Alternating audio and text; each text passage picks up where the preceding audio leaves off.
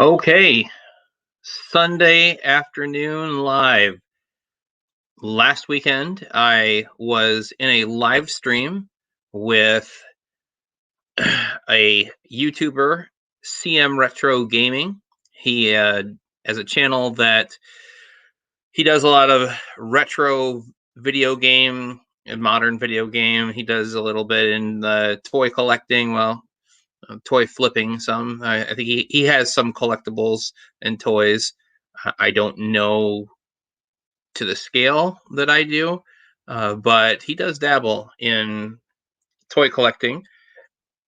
Mostly, he does the retro video games, and I went live on his channel last weekend, and it made me realize how much I rely on editing because I was watching his live stream that I was a part of. And if you were to have been playing a drinking game and said, okay, every time he says the word or you got to take a shot. And I think you would have died in the first 30 minutes because you would have had alcohol poisoning before we got real far into it. So I have to really give it a lot of conscious thought not to say and any of that. So I thought that I would talk about some of my experiences working at Toys R Us. I worked at Toys R Us back in 2007. And if we would happen to have somebody pop in the chat or somebody want to join the live stream, then we'll just kind of hang out. But so I worked at Toys R Us back in 2007, and it was in the holiday season. Hey, CM Retro Gaming is in. You want to get in on this? I'll send you a link. I don't know how busy you are, what you're up to. Let me see here. And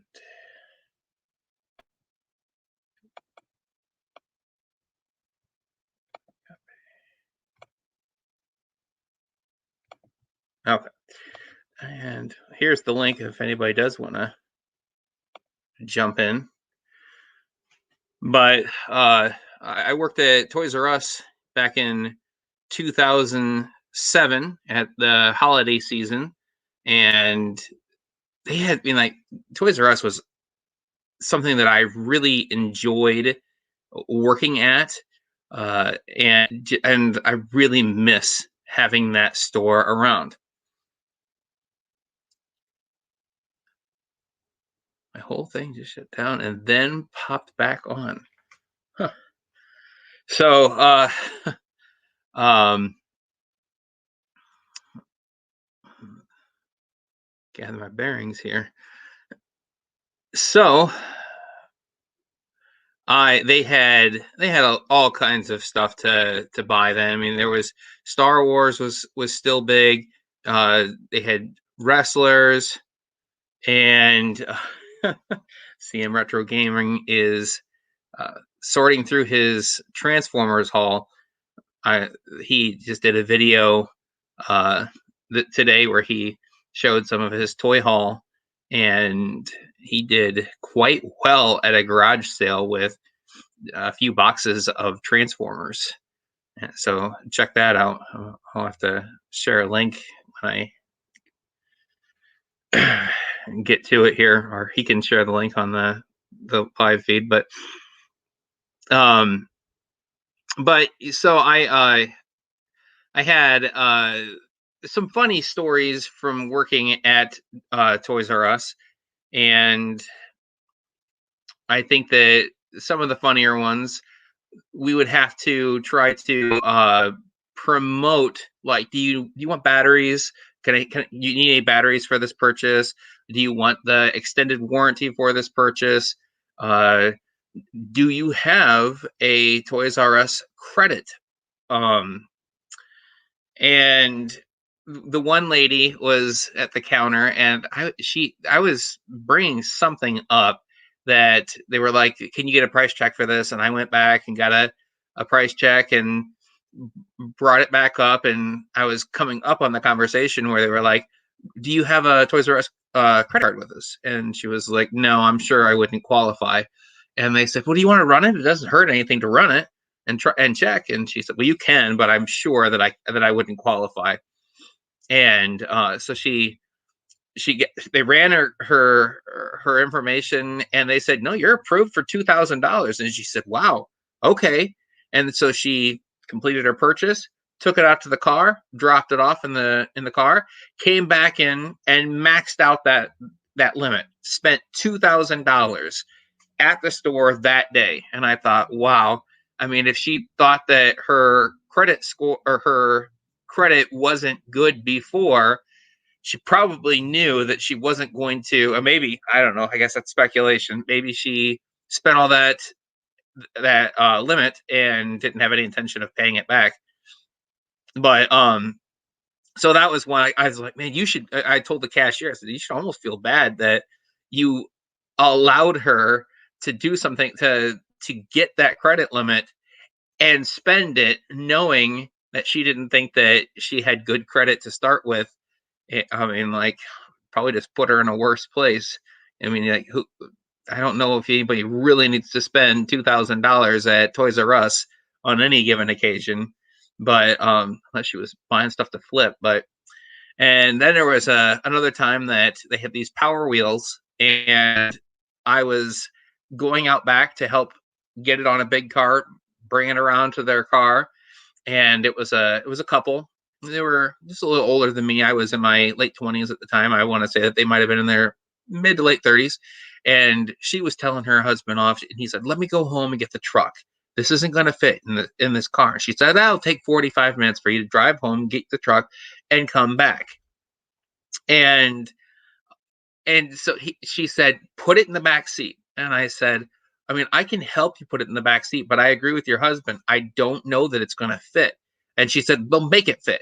And so I kind of helped support the one end as the husband tried to put it in the back seat, and it wasn't enough. It was too tall to fit in the back seat. It wasn't clearing that upper opening of the doorway. So he pressed it down as hard as he could and compressed the seat cushion underneath the box and push until he got it in, and then the seat cushion pushed it up and into the ceiling area of the car, and all of that compressed cushion just pressed up. And I was like, I have no idea how you're going to get this out of here. And he looked at his wife, and she said, "See it fit, let's go." And I was like, man, I bet he's going to have a heck of a time trying to get that. And it was a nice car. It was like a really new Cadillac, leather seats. I mean, it was a big, nice car, but wow, I was like, you're gonna have to try and cut this box and disassemble the box around the Power Wheel to get it out of your car. You're gonna have styrofoam just exploding everywhere. It was probably gonna be a mess. Excuse me. But so I mean, like, working at Toys R Us, uh, it was all kinds of fun. I mean, like, there were times where it'd be super busy with the holiday shopping, and somebody would say, "Hey, can you look and see if you have one of these in the back?" And generally speaking, I would make a sincere effort to see, can I find one in the back for you? Um, and I would try and get to the computer, which was back by the bikes between the boys section and the girls section, which was at the back of the store. And I would get stopped like 2 and 3 times trying to get to the computer. And sorry, I'm helping another guest right now. I will be with you in a moment, or you can ask another associate and they can help you. And I got to the point where I would try to duck into the back room, which kind of wrapped around the store, and I would duck into the back room and walk by the the stored undisplayed toys that were still in the boxes on the pallets and whatnot. And then I would come around the back and through the door to the back by the bikes to go through and get the inventory. And half the time it would take me 5 minutes just to get to the computer and type up, see if we had it, and then I'd go back around and try and find them. Sometimes they weren't there, sometimes they were, and I would try to find as much stuff as I could in the back, but there was a lot of employees that would just say, yeah, let me go look and see. Then they would go in the back, stand around for 90 seconds, come back and say, I'm sorry, we don't have any. But so I really enjoyed working at Toys R Us, but I always got frustrated when they would be like, we've got a sale this weekend. And I would say, well, what's the sale? And they'd be like, 15% off of all action figures. And it's like, so we're still like 2 to 5% higher than what Walmart's prices are on their action figures. And we had one advertisement that it was something to do with a doll of some kind. I don't know if it was like a Care Bear reissue or something, but some kind of like doll kind of thing. And it was meant to say buy two get the third free, and they forgot the RD in the advertisement, so it actually read buy two get three free. And when there was a handful of people that came into that store expecting to buy 5 of them for the price of 2, and most of them got directed to our manager, and she would say that was a typo. And if you look at the bottom of the advertisement, the little flyer, it says not responsible for advertising errors. We cannot give you that price. And I believe that of the handful of people that came to her and complained saying, no, this is what it says and this is what I want to buy them at, I believe that only one of them pressed hard enough to actually get the 3 free after buying the 2. So, but anyway, so, all right, well, so getting to the exciting news of this weekend, I'm kind of all over the place a little bit here, waiting for someone to jump in the chat or the live stream itself. But my wife and I ended up putting an offer on a house, and it was accepted. So hopefully in the next month or so, we will be taking possession of this house. And hopefully within a couple of weeks of that, hopefully no longer than a month, I'll be setting up my new collectible space. And I'm real excited about it because it's got kind of a big open, or a bigger open room than what I had. And I've got some neat ideas for it where I think I can really put it together and make it look like you're actually walking into a very small mom and pop toy store. And so I know that that building materials have gone through the roof. My uncle's a contractor, and he said that around here it used to be that a sheet of OSB was like $9, $8, and then it ended up that now it's like $50 a sheet. So, all right, let's see here. We got CM Retro Gaming in the backstage, but I see, oh, there we go. He's actually there. It was just a white screen for a second. But so cost of materials to kind of build the wall that I want to build, and kind of, I don't know if pegboard is going to be super expensive. It was like $8 to $12 a sheet. I'm hoping it's not like $80 a sheet because I'm going to need probably 10 of them. But all right, let's bring CM Retro Gaming in the mix. Are you there? Guys? What is up? Hey. One thing I So didn't actually show in the toy thing is that came with like a bunch of Transformer manuals. So I've got them all like. All I'll do is I'll put them in a bag and I'll put a little tag in there that says what year and what it is. So I'm just kind of flipping through these manuals right now. that was a big deal score right there. I mean, like it came with two of the Star Wars ships. Did I see that in front of the totes? Yeah. I'm actually I don't know what I do with those, but we got a couple of the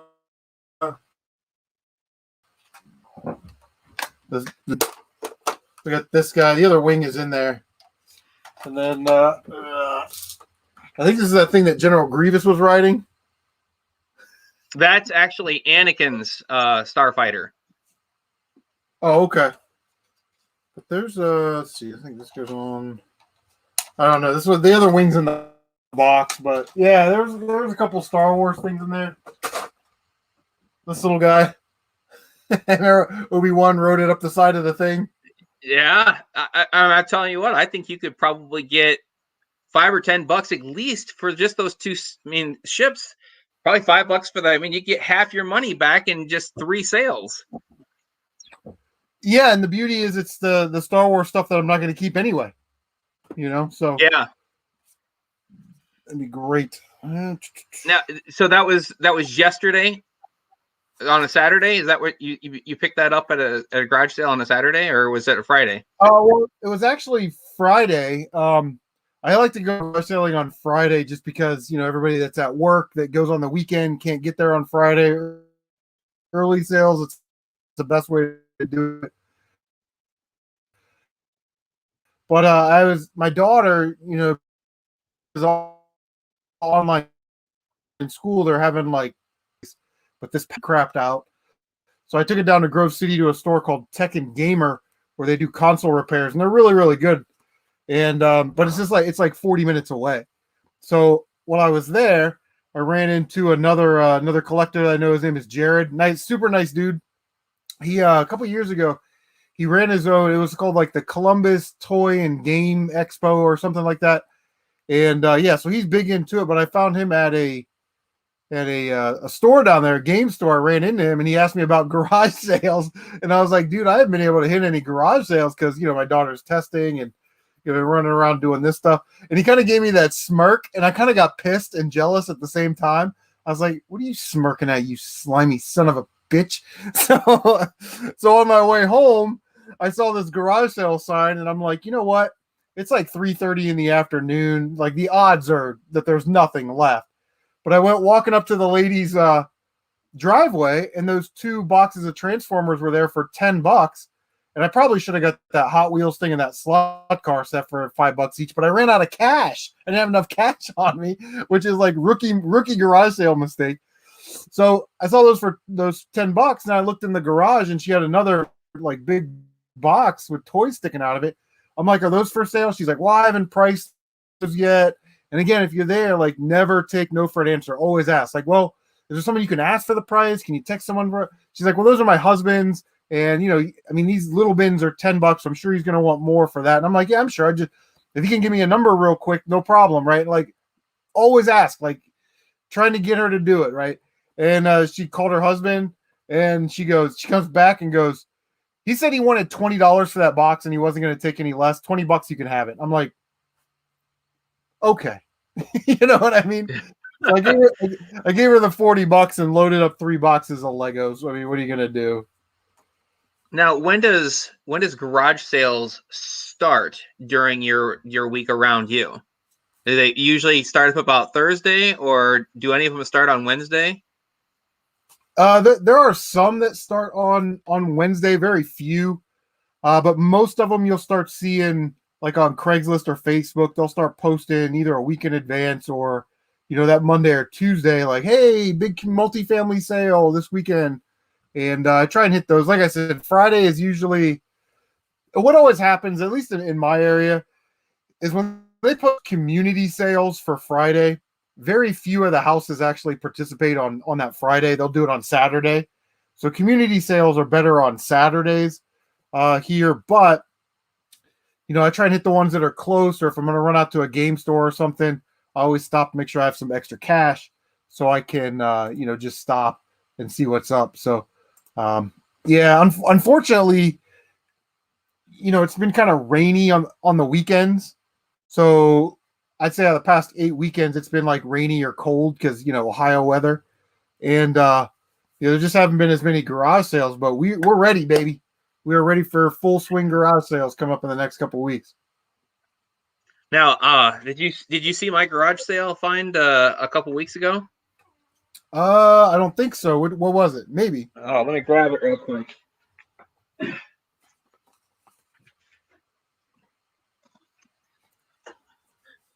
I picked up a Michael Jordan Wheaties box with the cereal still in it from 2000 or 1996, I think. What? And it was 50 cents. And I picked up 2 boxes. So I thought, well, it's not exactly the best picture of, I mean, like they've got several different Wheaties boxes. And I thought, man, it's got to be worth something. You look on eBay, most of them are empty boxes. Yeah. But without the cereal in them, they're still wanting like $20 for the box. And I thought, oh, I really would have thought it would have maybe gone a little more than that, because Michael Jordan cards are really fetching a big price after they did that whole documentary on him. But I thought, well, I'll put it on display or set it out at my garage sale for $3 or $4 or $5 or something, and see if I can turn it for some kind of profit. Oh yeah, somebody will want it. I was just talking to my friend Tyler. Excuse me. He's a big Pokemon guy. He's like into the Pokemon cards. And wait, I need this. This is the Unicron manual. Anyway, we were talking about all these, Target and Meijer and all these places, Walmart, not selling those trading cards anymore, even though you can get like Magic and like baseball and football. But I was at Walmart, and those boxes come on a cardboard display that says Pokemon, whatever the type of cards are or whatever.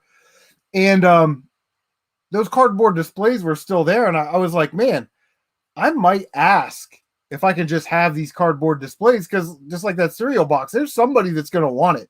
And, if you're getting it for free and somebody's going to give you $5 and you got 10 of them, it's $50 basically for nothing.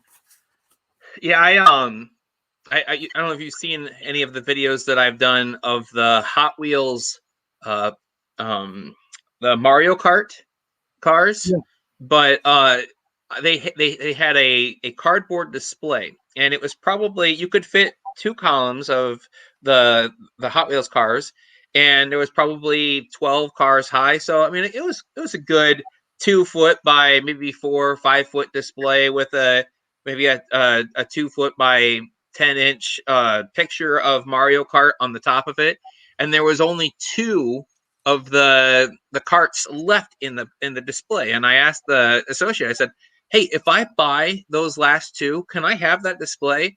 And she said, I'm sorry, you can't. And I said, you guys are just gonna recycle it, correct? And she said, I think we refill them. I said, no. I said, I know that's not the case, because I thought about asking 3 of them ago, and every time I'm like, oh, I should ask, and then the next time I come in, it's gone, even if it was like the day before when I was just here. And she said, oh, well, I don't know, maybe we don't fill them again. Which I'm thinking, I worked at a toy store. You open the box, you pull out the display, and you set it on the rack, and then you just get a new one when that one's empty. And she said, you'd have to ask somebody at the front desk. So I went to the front desk and I took a picture of it. I said, hey, this is what I'm wanting to have. If I buy the last 2 in there, can I have those? And she said, absolutely not. And I was like, oh, is there a reason? She said, oh yeah, all that stuff's copyrighted. We have to destroy it. We won't even let our employees have it. So I was like, all kinds of bummed that I was like, well, man, you're going to just throw this thing out, and you'll probably recycle it, but still, right. I mean, like, if it's something that I would want for my collection, then, I mean, I gave him I was like, I collect them for myself, but my kids have some that they play with. So I tried to spin it where I was like, well, my kids have some, and boy, it'd be exciting for them if they could just have the display to put their stuff in. Nope, we don't do that. And I was like, all right. So, which, you saw the Mario that I had in the background last weekend. I picked that up at a GameStop. And when I worked at Toys R Us, whenever a new display would come out, and they had some big displays at Toys R Us, you'd be the first one to write your name on the back of it, and then you'd write first, and then you'd write, the next person would write second, and when the time came 3 months later for them to, hey, this is ready to get out of here, we're gonna throw it out. Who's the first person?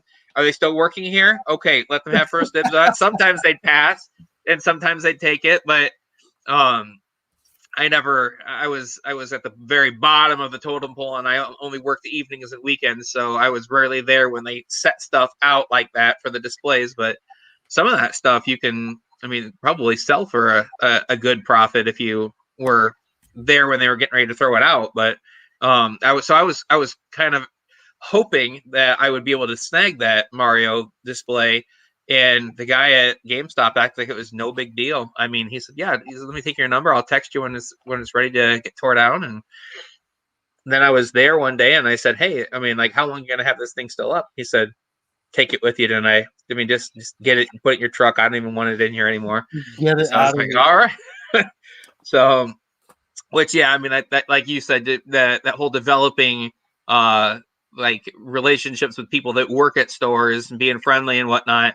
I think that I walk in there and he's like, "Hey man, what you in for?" I said, "Well, I'm not here for video games. I'm here to just see what you got that's new and action figures." And he kind of laughs and says, "All right, yeah, we don't have anything new, but you can go look around." But that's the thing I've noticed about, especially GameStop. It takes them forever to get anything new in.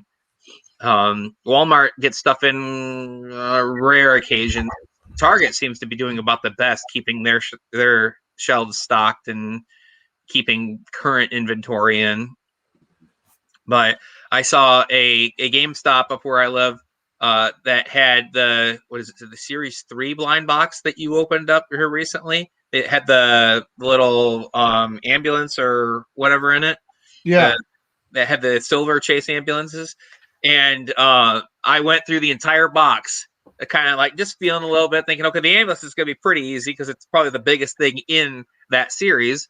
And both of the GameStop employees were sitting there, and I was almost wondering if they were going to say, "Hey, just either grab one and take it, or you got to go through the whole box. What are you doing?"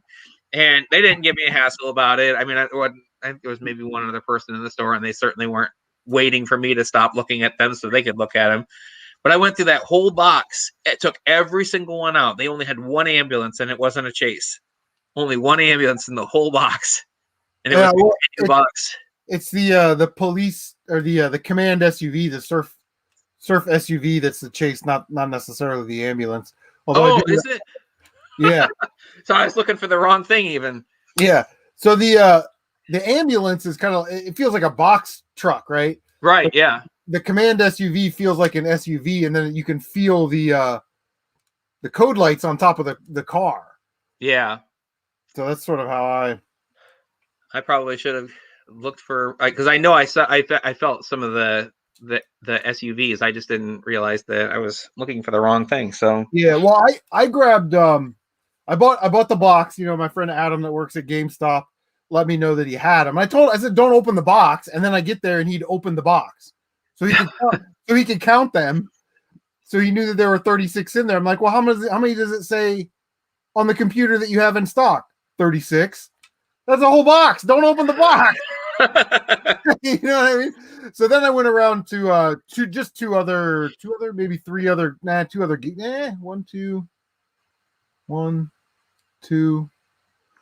other GameStops. And in the previous set in Series 2, I was selling those ambulances out of there for $14.99 plus shipping. So really? I made sure I grabbed all the ambulances out of Series 3, but I also wanted to get those command vehicles too. Have you tried selling any of the fire trucks out of Series 1? Actually, I haven't, because I opened one box of the Series 1 blind bags, and I got one fire truck. So I kept that one for my set. Yeah. And that's kind of Jazzware's thing, man. That's why I'm kind of like upset with Jazzware's, is because like this stuff they don't tell you where you can find it. Like it doesn't say on their website local GameStops, Walmarts, Targets, Myers, whatever. They just sort of leave you out there to go find it, and then it's just kind of ridiculous. Like they're sort of kind of not sort of kind of they're kind of pissing me off because the blind bags, you're getting the same car in essentially every blind bag series, just a different color, which I think is kind of lame. But from what I understand, if my sources are correct, Series 4 will be the last series for blind bags for the Micro Machines, and there will be licensed cars in there. Like, there might be like one or two Cadillacs, one or two Chevys, that kind of stuff mixed in with the, the fantasy cars. They're 18 car sets, which is absolutely ridiculous because the chances of getting 2 complete sets are slim to none. And if you get a chase car, then you're definitely not getting a full set. It's like that box that I broke down. I got like 5 extra tractors or front end loaders. I'm like, if you would have given me another hog nose, I would have had 2 sets. Yeah. Unreal.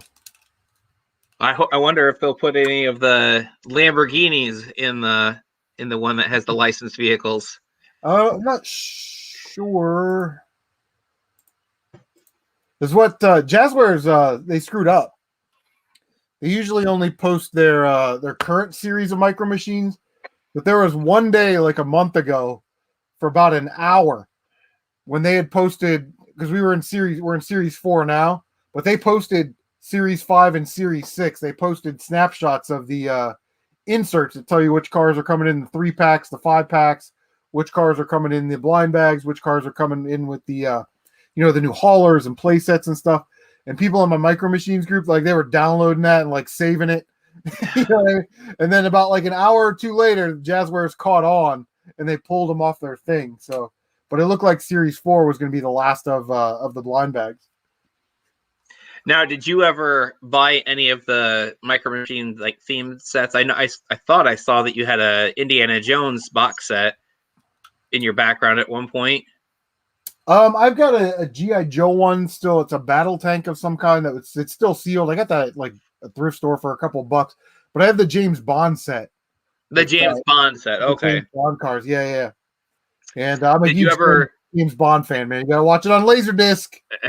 As a kid, did you ever have any of the Star Wars or Star Trek Micro Machines sets? I did. I had a lot of the Star Wars ones, and then I had sort of a few of the Star Trek ones. I think there was one that had like an Enterprise in it. I want to say like a Klingon bird of prey, and maybe like a Romulan ship or maybe the Borg ship. I don't remember what was in it, but I had a couple of those. I really like the actual cars and not so much the movie license sets. And what's crazy about those movie license sets is I see those all the time at like garage sales. Like I would hypothesize that there are fewer opened Star Wars Micro Machine sets from back in the day than there are actually, sealed sets. There's probably way more sealed sets than there are open sets. And it's like, there's no organic collectability there. Those are always going to be like $5. Yeah. I had a buddy whose dad collected them, and he bought each of the individual sets till he had collected all of them. And then they released the box set where if you bought everything, you got the exclusive piece, which was the Enterprise A. And so he actually wrote them, and they sent him one because he'd shown, hey, I've got them all. I don't want to go buy them all again. And they sent him one, and it came in the mail, and it was all like mangled up, like the heat had made it twist, and so that's unbelievable. But it was the nice thought that they at least sent it to him. I don't know that they would do something like that these days, but so just found this Transformers Armada laser beak in the box, and I recognized it because I had the instructions. So I wonder, do you think that the guy who had that, was he like displaying them, or are they old enough that he was like a kid when he had them and just kept them? No, well, again, clues, right? Pulling up to the driveway, there's that big thing that says, "Congratulations, Blake, graduation 2021." So you're like, okay, well, that kid's 18, 10 years ago. It was like 2010, 15 years ago even. You know, it was like early 2000s. But I think that he and his sons were just Transformer people. They love Transformers. The kids love Transformers, so they bought a bunch of them, and they would probably play together and whatever. But they just had them. So And in 10 or 15 years, when he's got a disposable income, he's going to spend ungodly amounts of money to get all the stuff that he just sold you for $40. yeah, I'll make sure I sell it back to him at top eBay prices. Yeah. But yeah, it's neat. I only get like one or two of these like big toy hauls every year. Last year I got a huge Batman haul from kind of like the Batman Returns era. Those type of figures. They got the Bat Missile in the box and all kinds of stuff. Lady wanted $110. I sold a Crow figure out of there for $60. Box of like 1992 Topps Heritage or Topps Archive baseball cards for like 30. And then I sold like one other thing, and it was like, okay, well that's $130. I made my money back, and I get to keep all these Batman toys for free. Oh, there was a 1980 when Secret Wars come out. Was that like 84 or 85? Black Suit Spider-Man, whatever year it was. Oh, Black Suit Spider-Man figure in there. I'm like, yeah, look at what that figure is going for nowadays. Now, do you do any comic book collecting at all, or do you own any? I have a handful of comic books that I had when I was a kid. I don't really collect comic books. I don't know. You sort of been in the trade for a while, but comic books and baseball cards, it's all about the graded stuff. People love that graded stuff. They like to have that stuff. And I think it really soured the market because a normal guy that could go and buy like, a $3 or $4 book, or maybe he missed it in 4 or 5 years down the road, he could pay, $10 for it if he missed it out of his collection.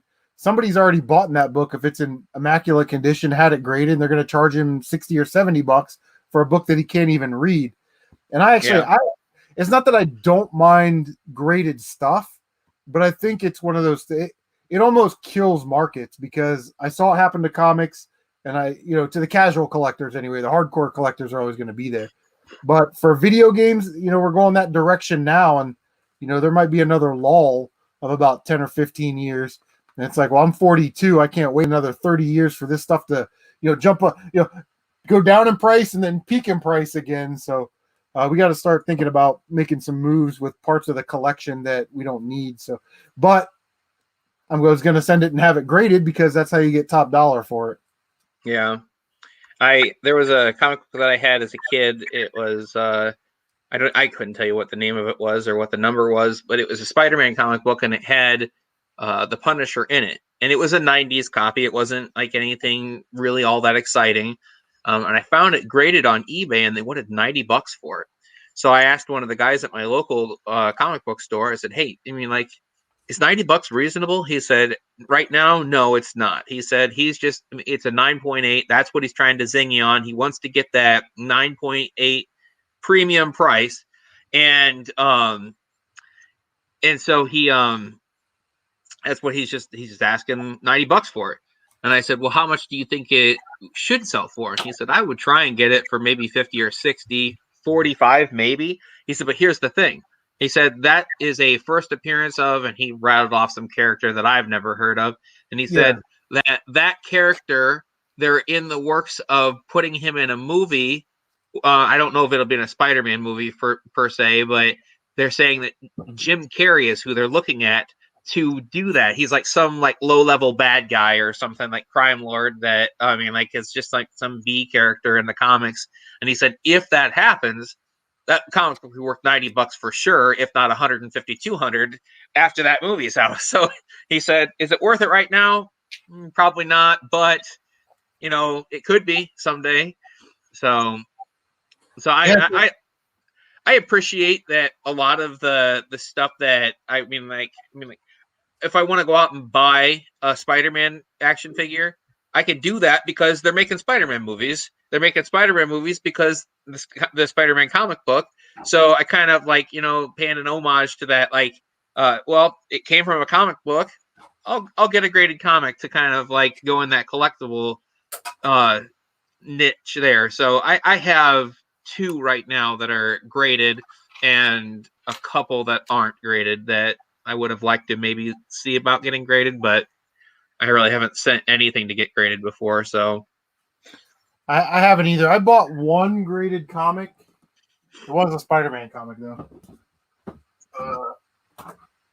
Max saves a comic. It's Maxine's Bargain Box or a video game store, but they send out all the big books, and then they send out just like common stuff to get graded, just so if somebody wanted one.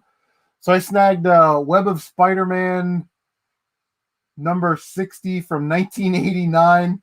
It's graded 9.8, and it was $20. But wow, paying cash, they give you 10% off. So I got it for like $18. But yeah, huh? Well, that's not bad for a 9.8 Spider-Man comic book. I like the back. It's got a TurboGrafx 16 ad on it. Yeah. I was going to ask you during the last live stream last weekend. Tell me about that Amico, the gaming system. I've heard you talk about it, but I don't know if I know for sure what it is or what it does. So the Intellivision Amico is a new console. It's coming out in October. Tommy Tellerico is the CEO of Intellivision, and what he wanted to do is bring family-friendly console gaming back to the living rooms. Man, it can't be all Call of Duties and Dark Souls all the time. So what his vision is to create a platform where families can get together, have some fun, play these family-friendly type games. I'm more interested in the remakes like Breakout, Astro Smash. What else we got on there? Moon Patrol. Moon Patrol, if you download the Intellivision app, which is free, you can play the demo version of Moon Patrol right now. But yeah, in the console, everybody's like, well, it's $250 and that's really expensive. Well, you got to look what it comes with. It comes with 2 controllers, right? So really it's like $200, and then you'd spend $50 on another controller, right? I mean, if you're buying an Xbox or a Switch controller or something like that, $50 easy. And then you're also getting the pack-in cartridge or pack-in whatever it is that comes with 6 games. So you're getting 6 games and an extra controller right off the rip. If say you came over to my house and we only had 2 controllers, you could download the Amico app on your phone, turn your phone sideways, and you could be player 3. But at launch, Tommy is going to have, I'm not sure what the launch lineup is, but the digital games are all going to be $9.99 or less, and the physical games are all going to be $19.99 or less at launch. Now, later down the road, when they start doing Earthworm Jim and Finnegan Fox and those types of things, those may be $20, $25 games, that kind of thing. But he wants to keep it affordable, and he wants to keep it family friendly. And Tommy got a lot of criticism that, well, you at Earthworm Jim and you're shooting him down. Well, no, he understands that. He's not like against Call of Duties or Dark Souls or anything. This specific console is just for that market. The other thing that people are kind of giving him heat about is that the gaming community, who's going to buy that, right? It's not being marketed to us because he's not trying to compete with, and he'll say it. He's not trying to compete with Sony, Microsoft, or Nintendo per se, because there's 300 million console gamers in the world, but there's almost 3 billion mobile phone gamers in the world. So would you rather cater to a market of 2.5 billion more than, you want to cater to a market of 3 billion or 500 million? So I think sometimes in the gaming community, the gaming people don't really understand what he's doing and who he's marketing it for. But, I'm excited about it.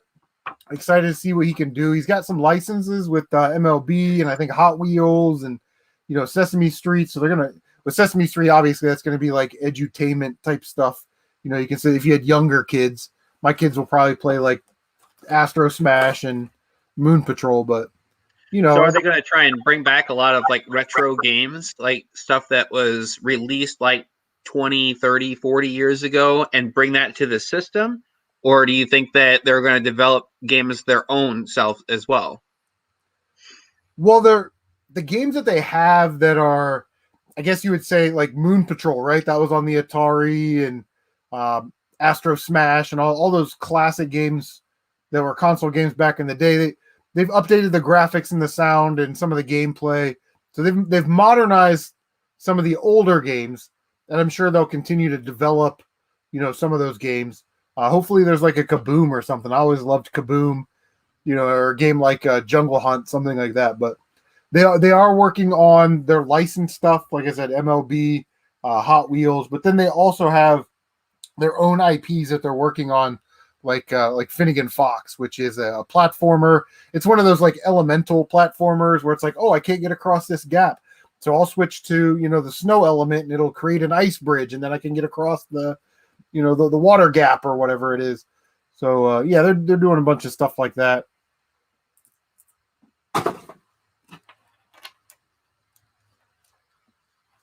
Okay.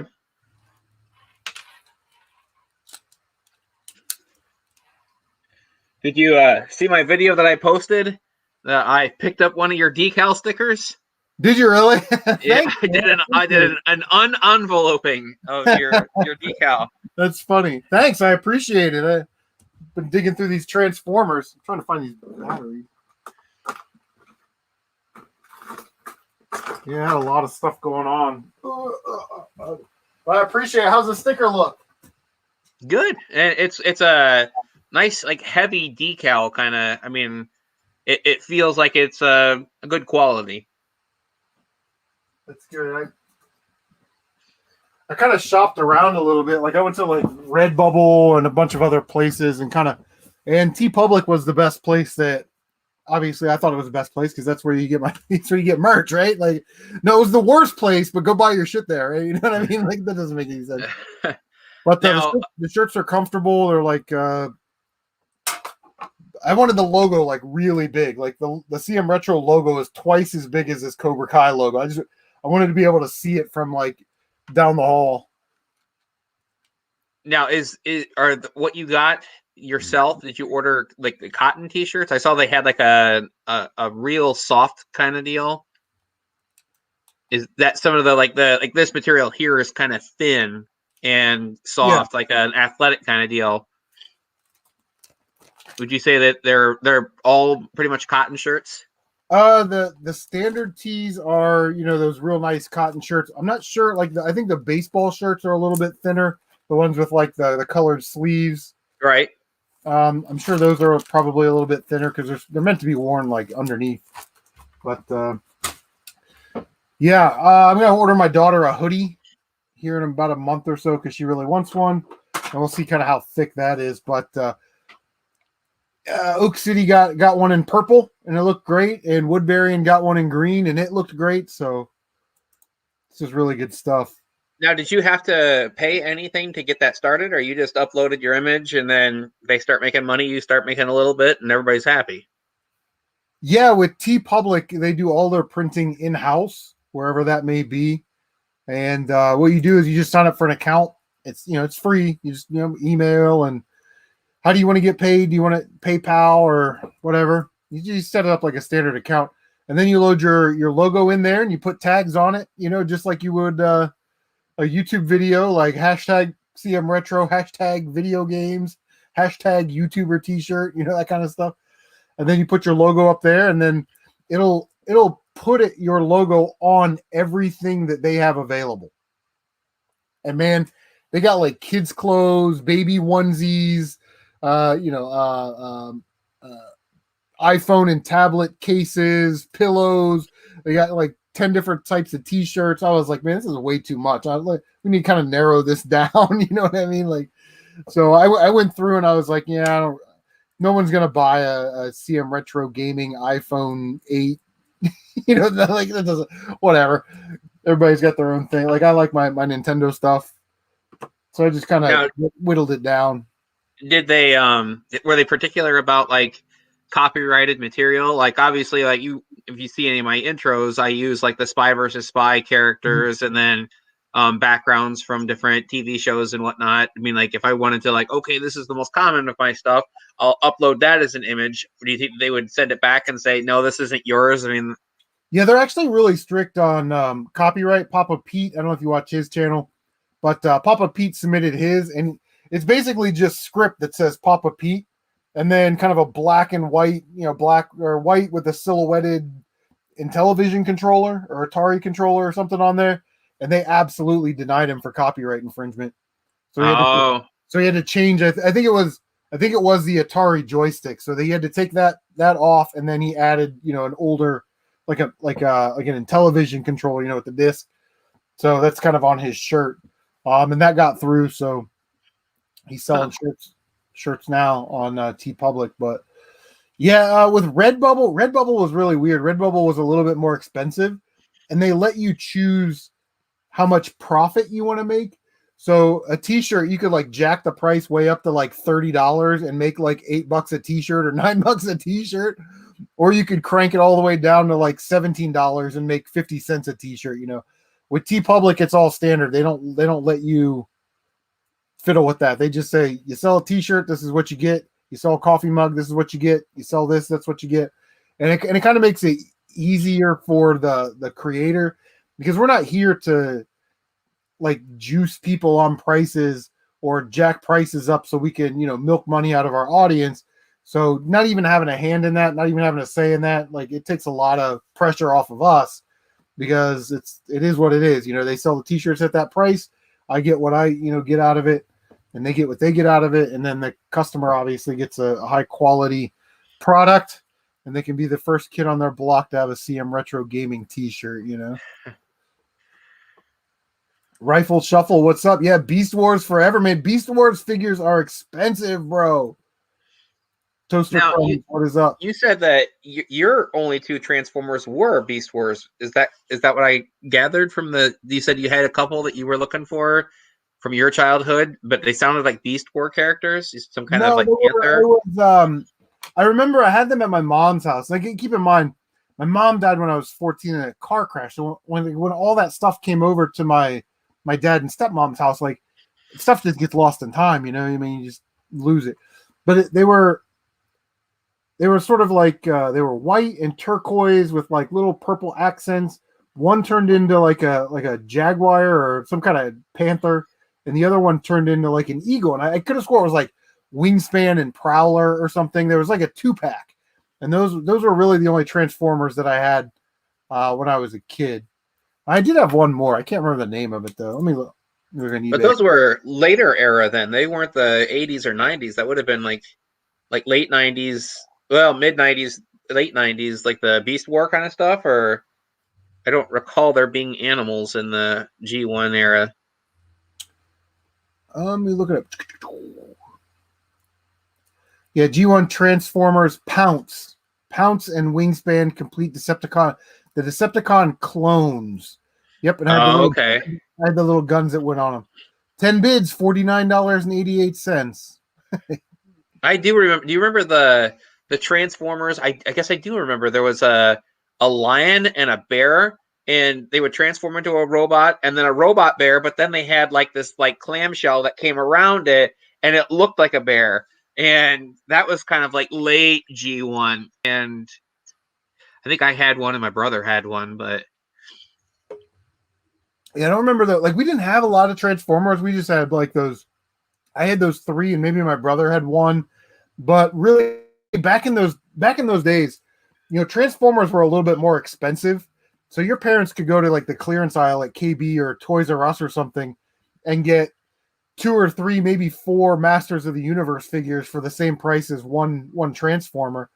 GI Joes, I think at that time were $298 or $398 or something. So you could get like 3 GI Joes for the price of one Transformer. So we had a lot of GI Joes, we had a lot of He-Man, a lot of Matchbox, that kind of stuff. But yeah, we just didn't have a lot of Transformers. They are very, very cool. Don't get me wrong, but because I don't have a connection to them all, I just sort of like this lot here. I'll keep the ones that I kind of like, like Unicron and the Star Screams. But I saw this one in there. Depth Charge. There's this motorcycle one. Sideways, and who's this guy? Who's this guy? Oh wait, that's that tank. That's Megatron. So we'll probably keep that one. But really the other ones that I'm not going to keep, I'll either just sell off so I can get my $40 back, which shouldn't be hard. But Right. then, Oh, yeah. but then every year we do a live trade show on the channel. So if you got video games or other toys that you want to trade, we all just jump in a stream yard like this and be like, secondhand toy dealer, I saw you had that. And then what do you want for it? And then you go, well, I want that Gold Bust Micro Machine. You got it, buddy. And then I'll get a hold of you. There's a private chat on the Right. on the stream yard. We can like exchange numbers there and trades and then just ship it, The last live stream I was only watching the private chat. I wasn't even paying attention to the actual chat on YouTube. Yeah.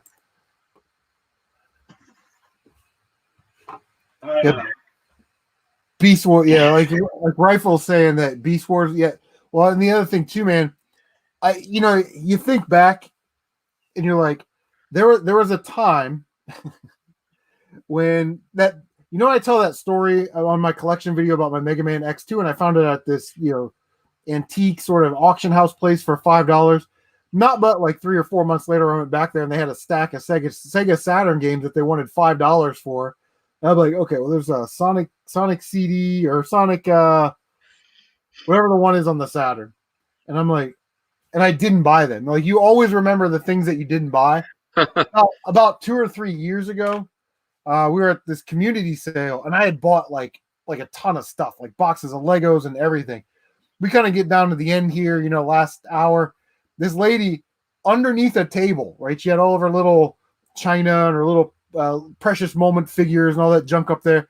Underneath the table, there was a tote. It was probably like, I don't know, maybe 18 inches by like 18 inches. And it was clear. And I saw the Cheetah Beast Wars Transformer, right? Like from whenever they're from, like late 90s or whenever it's from. And I was like, ma'am, how much do you want for this box of toys? I never really say, how much do you want for these old valuable Transformers in this box right here, right? How much do you want for these old toys? And she said something crazy like $30. And it's one of those times where it's like, I look back, I'm like, I wish I would have just bought the damn box. But you're like, I don't know if I want to pay 30. I've already spent 200. I got like 3 boxes of Legos to sort through, and like I don't have the time for it. But you definitely wish you could just go back in time and buy it, I found one of the Hot Wheels Premium Thundercats. I have not seen those yet at the store. Yeah, they were in a series with a Knight Rider car that was in the or advanced pursuit mode or something, where the card starts like folding out little fins and whatnot. And Rifle wants to know what year is that X-Wing behind you? 2014, I think. And actually, that is Riffle, Shuffle, and Roll. He does card games and dice games. He's got a YouTube channel that is up and coming. Nice. So if you ever want to learn how to play a card game, he's a good resource. Do you play Gaslands? I was kind of looking at that. I'm like, those tabletop games are a little too complicated for me. I'm a simpleton. He said Armada was early 2000s. Yeah, it's good to know. That seems to be the time period that these are from, like 2000 to about 2008. Everything in this box. So Armada was quite the change from the Beast Wars era. I like the old Beast Wars stuff. And I'm not really a Transformers guy, but I always liked them. We were talking garage sales, and I kind of grew up having garage sales. I mean, like at least every year, maybe every other year, we would have a garage sale and we'd get rid of stuff that we didn't want and whatnot. And I remember it was like everything was like 25 cents, 50 cents, a buck. And now you go to a garage sale and they're like, I mean, how much do you want for this Nerf gun? And you're like, $9. And I'm like, I mean, I think it was like $20 brand new in the box. And but stuff like, okay, so like this oversized X-Wing here that was 2014, but you can see like size-wise how big it is. How That's much pretty would you? sweet. I picked it up on Facebook Marketplace for $50, which is just about what it went for retail. But if you saw something like that at a garage sale, what would you? I mean, if somebody had that setting out for $50, would you turn your nose up at it and be like, "That's not a garage sale price. What the heck are you thinking asking that kind of price for that?" Or do you feel like, no, if it's a collectible and they know it's going for $180 on eBay, $50 isn't out of line at a garage sale? Yeah, definitely. I mean, if you walk up to a garage sale and you see that it's got a $5 price tag on it, you're just gonna buy it, right? Like Right. I don't care if it's worth $200 or $100 or $50. It's worth more than $5. So you're definitely gonna Right. buy it.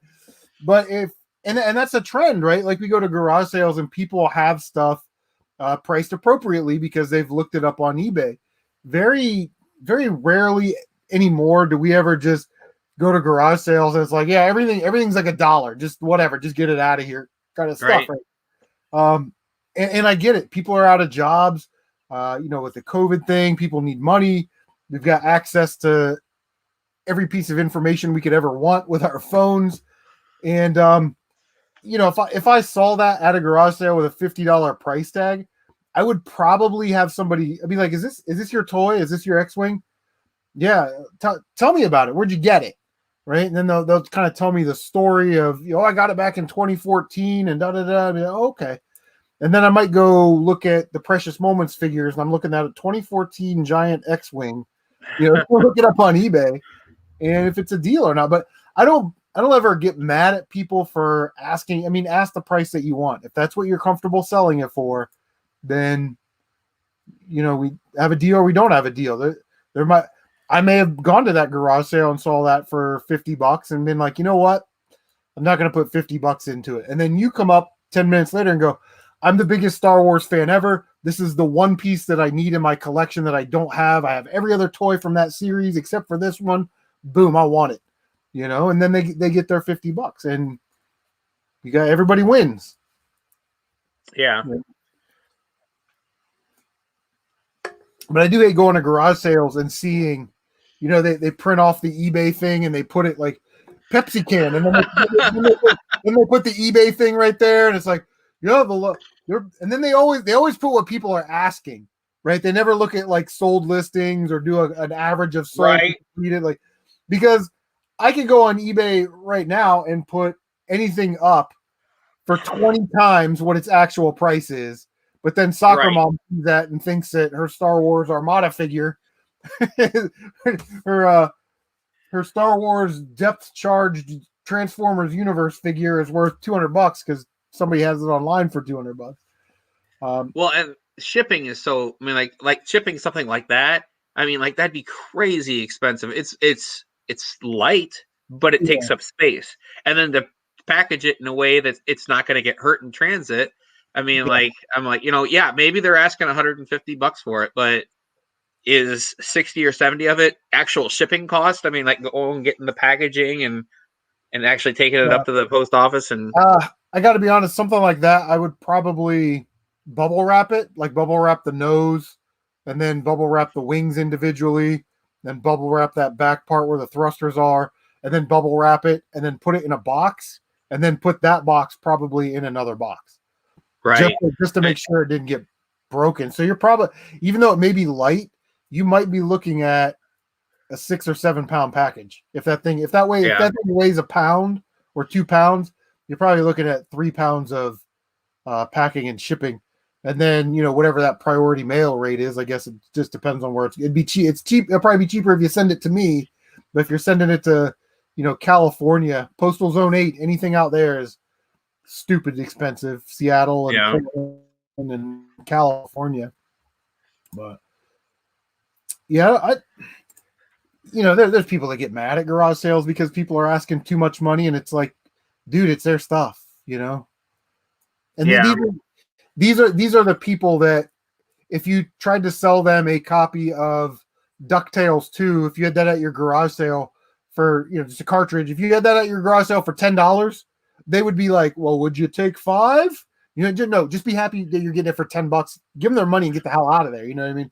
So then they can resell it on Facebook Marketplace, for maximum. They're upset that the garage sale people have their prices at max value, but they don't look at themselves and see that their Facebook Marketplace prices are maximum value. So if they're going to be mad at anybody, be mad at themselves.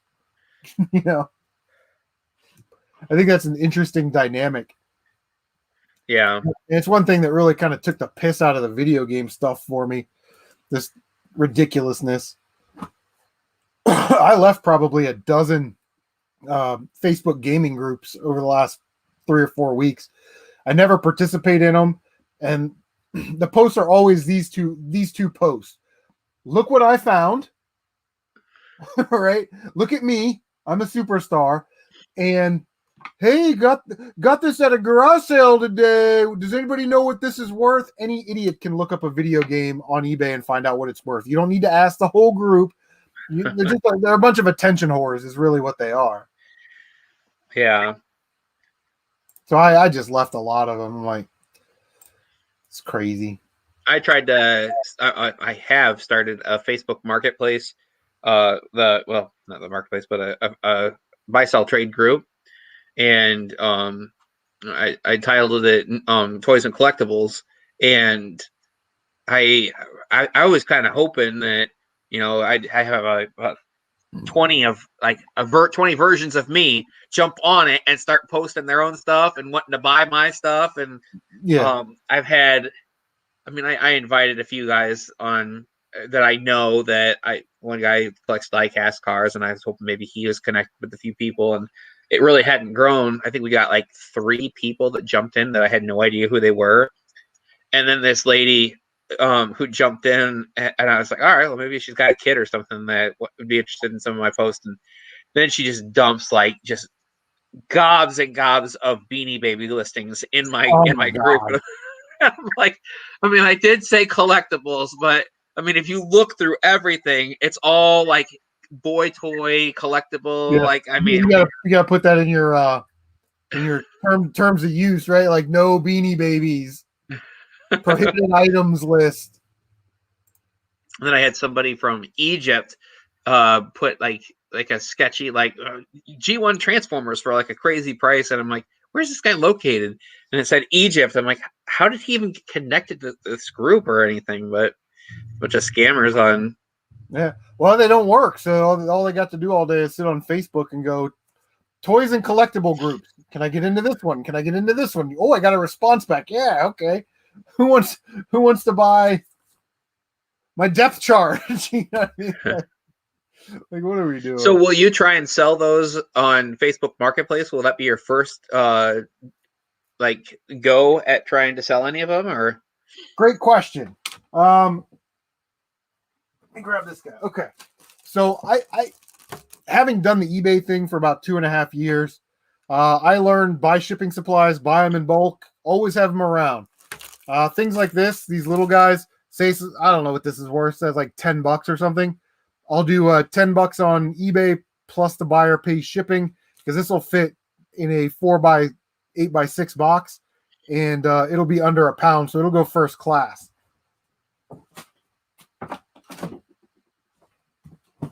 Something like the Supreme Class Starscream will not get shipped, so this one would go on Facebook Marketplace. This is actually my second one. It's actually a really cool figure. The wing is starting to bend a little. I don't know if something was sitting on it, but it looks like you can bend it back. She was right. She said most of the parts and pieces are probably in there, and the hardest piece to get for this guy is the crown. So I think I ordered mine, because I have another one up there. I ordered mine a couple years ago, and I had to pay like $15 just for this crown plus shipping. Wow. So, but yeah, Supreme Class Starscream. If you were going to sell that one right there, what would you start it at on Facebook Marketplace? Okay, well, first thing I do is I would look it up on eBay. So let's see, Supreme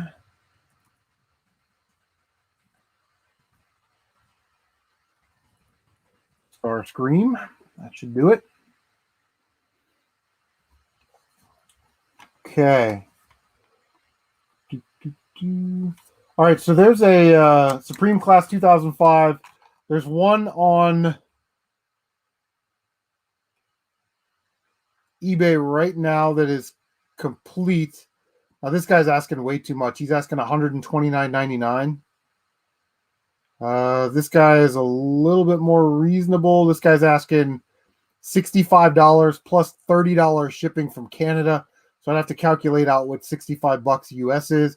But let's just say this is like an $80 figure or a $90 figure. I would probably put it up on Facebook Marketplace for like 70 or 75. Because everybody wants to negotiate, right? If this was $100 figure and you put it on there for $50, somebody's going to message, my kid really wants that. Would you do 20? Like, no, fuck off. You're lying. Somebody's always going to try and nickel and dime you. So if it looks like it's about 80 or so, I would probably put it up for 70. And if somebody said, would you take 60? I would probably take it because I have a double. This is my double. And it pays for the entire Transformer lot. Yeah. You know what I mean? Like right away. So, yeah. If someone messaged you and said, listen, I'll come to you. I don't need you to meet me anywhere or close to you. And I got $40 today and you were asking 70. Would you reason like, well, that pays for everything. Yeah, that's fine with me. Or would you be like, no, I can definitely make another 10 or $20. I'm holding out. Would you hold out for that extra 10 or $20? Or would you take the break even with that one sale? It's tough to say. Normally, like for something like that, I'd probably stay at like 60. If I had it at 70 or 75. But I mean, if it were you and you were like, hey, Chris, I'm going to be in Columbus next week. Can I get that Starscream for $40? Absolutely, bro. No problem. You know what I mean? Yeah. So I guess it depends on the buyer. I've done this before for buyers too, where maybe I sold them some video game stuff and they paid full price. And then, a month later or something, they want to buy something else. I'll give them a discount. I'll be like, dude, you bought those games for me last time. Oh yeah. I know I got $100 on this stuff. How about $75? Oh, okay, great. No problem. But I guess it just kind of depends. Sometimes not that I should care, but sometimes I kind of check them out a little bit on Facebook and, see if they resell, because there's a lot of that on Facebook where somebody's like, we'll give you $40 for this. And then they're going to go resell it for $75. Again, you make the choice to sell it for $40 and you got to be happy with the $40. But yeah, if this person's just buying, I'm not this person's inventory stream. You know what I mean? So I can sell it for $70 or whatever. But yeah, there's a whole weird dynamics, right? Like everybody sort of has their own little ethical kind of things that they like and don't like. I hate when I see people that exclusively sell video games. And this is one of the reasons I left the group. If you're in a video game group and you are trying to sell video games, who's your customer base? Other gamers, right? Like you're not trying to sell to soccer mom on Craigslist. But they always put this shit on there. Super Nintendo, great condition, tested working, comes with Mario, Donkey Kong, and Mario Kart, $150. Doesn't come with a power cable, but you can get one on eBay for cheap, or you can go down to your local video game store and buy a power cable. You know what you just told me? To buy it on eBay or go down to my local video game store and buy it, because at least then I can, have a 30-day return. I get my money back. It's right. lower risk to the buyer. When you sell on Marketplace, I mean, I could sell you that Transformer for $40, and then you drive home, and then all the glue decides to pop, and it all falls apart. I mean, but I'm like, how lazy are you that you can't drive down to your video game store, buy a $10 replacement charger, and add it in with the bundle? You know what I mean? Like, right. That's just lazy to me. Like every year, I end up buying off eBay like 2 Nintendo chargers, 2 Super Nintendo chargers, 2 Game Boy Advance SP chargers, and they're dirt cheap. They're like $3, $4, $5 a piece. And again, doing the eBay thing, I've got inventory to where when I go to a garage sale next week and I find a Game Boy Advance SP and they go, I don't know if it works or not. It worked the last time, but we lost the charger. How much you want for it? $10. No problem. I know I can come right home and charge that bad boy up and we'll see what's what, whether it works or I need to sell it at parts. But this idea that some of these guys on Facebook want to be big dog resellers and big dog video game people, but they don't take care of the simplest things, is it's comical to me, and it's kind of frustrating, and it's why I left a lot of those groups. Now, do you have or have you ever had any of the Game Boy Micros? I haven't. It's not a console that I actually like or I would play. But I've also never found one at like a garage sale. Yeah. I'd buy it if I found it at a garage sale, obviously. But the $3, I couldn't believe how expensive those things got. I mean, I don't know how you can play games on something that small and be comfortable doing it. well, and I mean, like for me, I feel like being able to download an emulator. I mean, like I'm kind of like I'd rather play it on a computer screen or a TV screen. I mean, like I don't really want to play it. Like, have you seen those? They're for sale in Walmart's. They're about the size of a Game Boy Micro, and it only has like the original Mario Brothers on it, and it's like some like Game and Watch something or other. Have you seen those yet? Yeah, actually, I have seen that. Yeah. My son And actually pointed that out last week when we were out there. and they're like $50 or something. And they've got like 20 of them in my Walmart, and they've just been sitting there. And I'm like, every week I walk past that case and okay, have they discounted them yet? Have they clearanced them yet? Because I'm like, nobody's going to buy that at $50, I don't think. And I mean, like, when they do drop them down to 25, I'll probably buy two of them, one to leave in the package and one to open up and play with. But yeah. Nobody left a comment. Well, that's cool. We'll just talk. We'll chit chat. How many people are watching right now? You got five people watching. So at least I thought Oak City Gamers would jump in on this at some point. Oak, he must be sleeping. Yeah, I don't know what he's doing today. He's probably digging through a box of Legos or something. But yeah, craziness. I was watching through some of your older stuff. I mean, like you and I really kind of crossed paths like in the last maybe month and a half or so. And I saw you said something about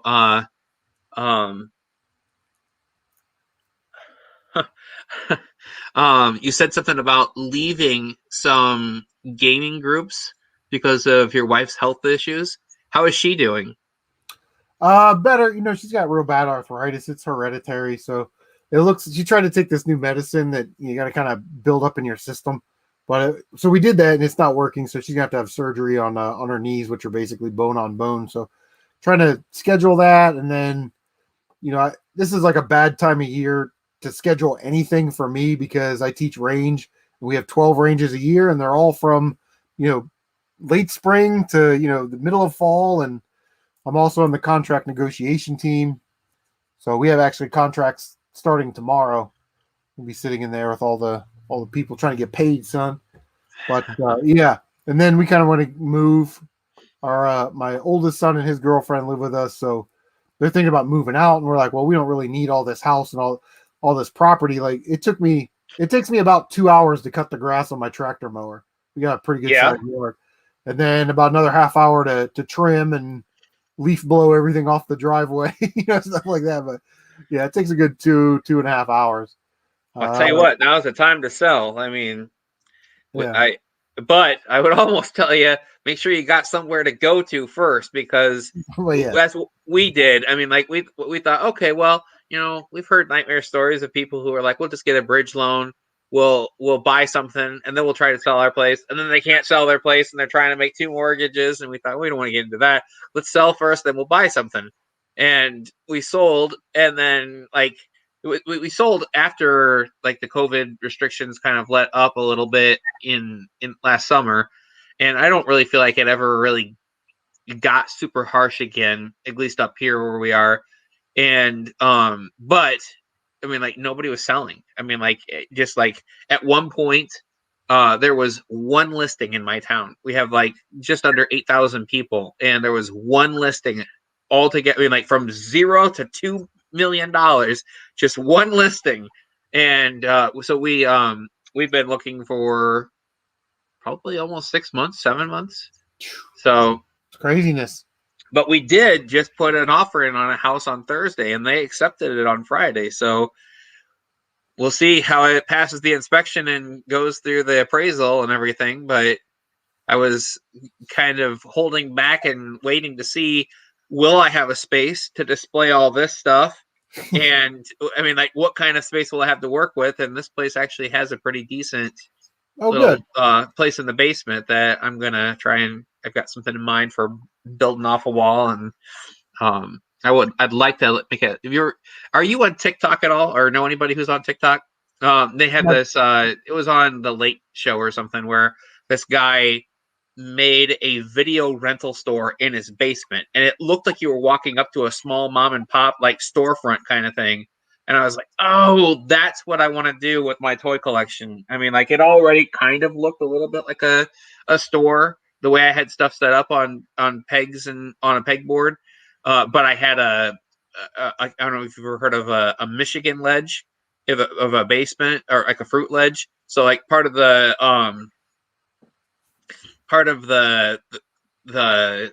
foundation came out and made kind of like a ledge, which is where they would put their canned goods. And I built up off of that and made kind of a workbench. And it started as my workshop. I'd hang tools and stuff.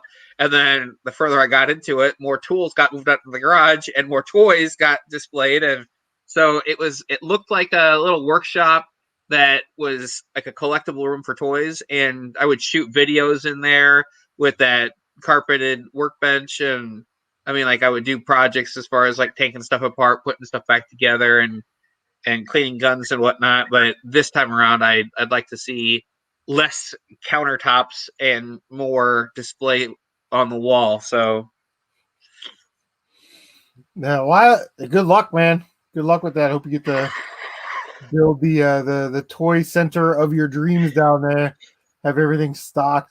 Do you have like any of the old advertising from like KB or Toys R Us or anything like that? You could like I throw don't, up? but I thought about like picking up like they've got some stuff on eBay that you can buy, like a Toys R Us, like a tin sign that's like 36 by like 8 or something like that.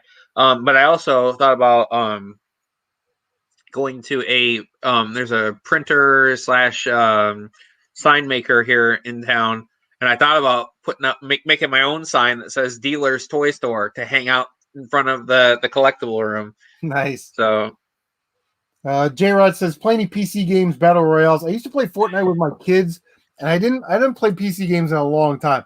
The PC games I used to play were like Unreal Tournament, the Star Wars like X-Wing fighter games, Dark Forces, when that was all on PC.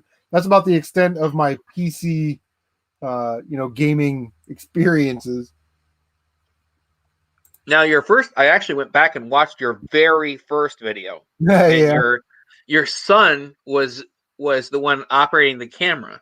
But I mean, like, I haven't really gone through everything. Has he ever made an appearance in any of your videos, or has he only ever been behind the camera? Well, he did. It's so funny. There's like no lighting in that video, and he's holding the camera, and I can see his hands kind of going like this, like shaking. Yeah. I'm making him hold the camera out. I don't care how strong you are. You hold the camera out like that long enough, you're gonna have muscle failure. And he got fired after his first gig. And what I would do is I would stack up boxes, and then I would have like a box, and then this box. And then I would set the camera up and lean it against, the back of the other box. You used to make do with what you had. But he might have been in some of the convention videos somewhere. Did you ever were you recording on your phone mostly, or were you recording on like a digital camera that had a video mode, or did you have an actual like camcorder that you would record with? Nope, it was my iPhone. I think it was an iPhone 5 or an iPhone 6, or no, it might have been older than that. It might have been an iPhone 4 or something. You know what I mean? Yeah, just standing up there, have my kid hold the camera, talking about video games in the dark. Now, I think that the video that I saw was 4 years old, but you had your daughter in like a 500 subscriber giveaway at one point. Has she appeared in anything in the recent 4 years, or? She might have jumped on a live stream but not really. She's excited that we're getting closer to 5,000 because she knows we're going to do a 5,000 subscriber giveaway, and she wants to be in that video. So Yeah. uh, Just the two kids though. J Rod, you use mouse and keyboard or control? PS4, man. All my kids have PS4s. They love PS4, so that's what we played Fortnite on. I sucked at Fortnite. I did not do well with it. My nephew would just mop the floor with my brother and and I mean, like, I got to the point where I was like, I don't like this game. I'm going back to Call of Duty. Black Ops 2. That was my jam. Yeah. I mean, it's fun to play with the kids. I never took Fortnite too seriously, just jump in, play a couple of rounds. All right, daddy's got to go cut the grass or drink beer, leave me alone, whatever it is. And yeah. So have you done a room tour of this collectible video game room ever, or this room? Maybe I might have had it in one video when I was like moving shelves around, and I kind of because at first there's a window like right here, and then there's a window on the other side of this big where Starscream is. So for the longest time, it's like it wasn't like centered right. So I'd have like light coming in the back as I'm trying to film this way. Got light, looks like one of these things right here, But yeah, I might have done it when I moved stuff around or like added the Lego cabinet.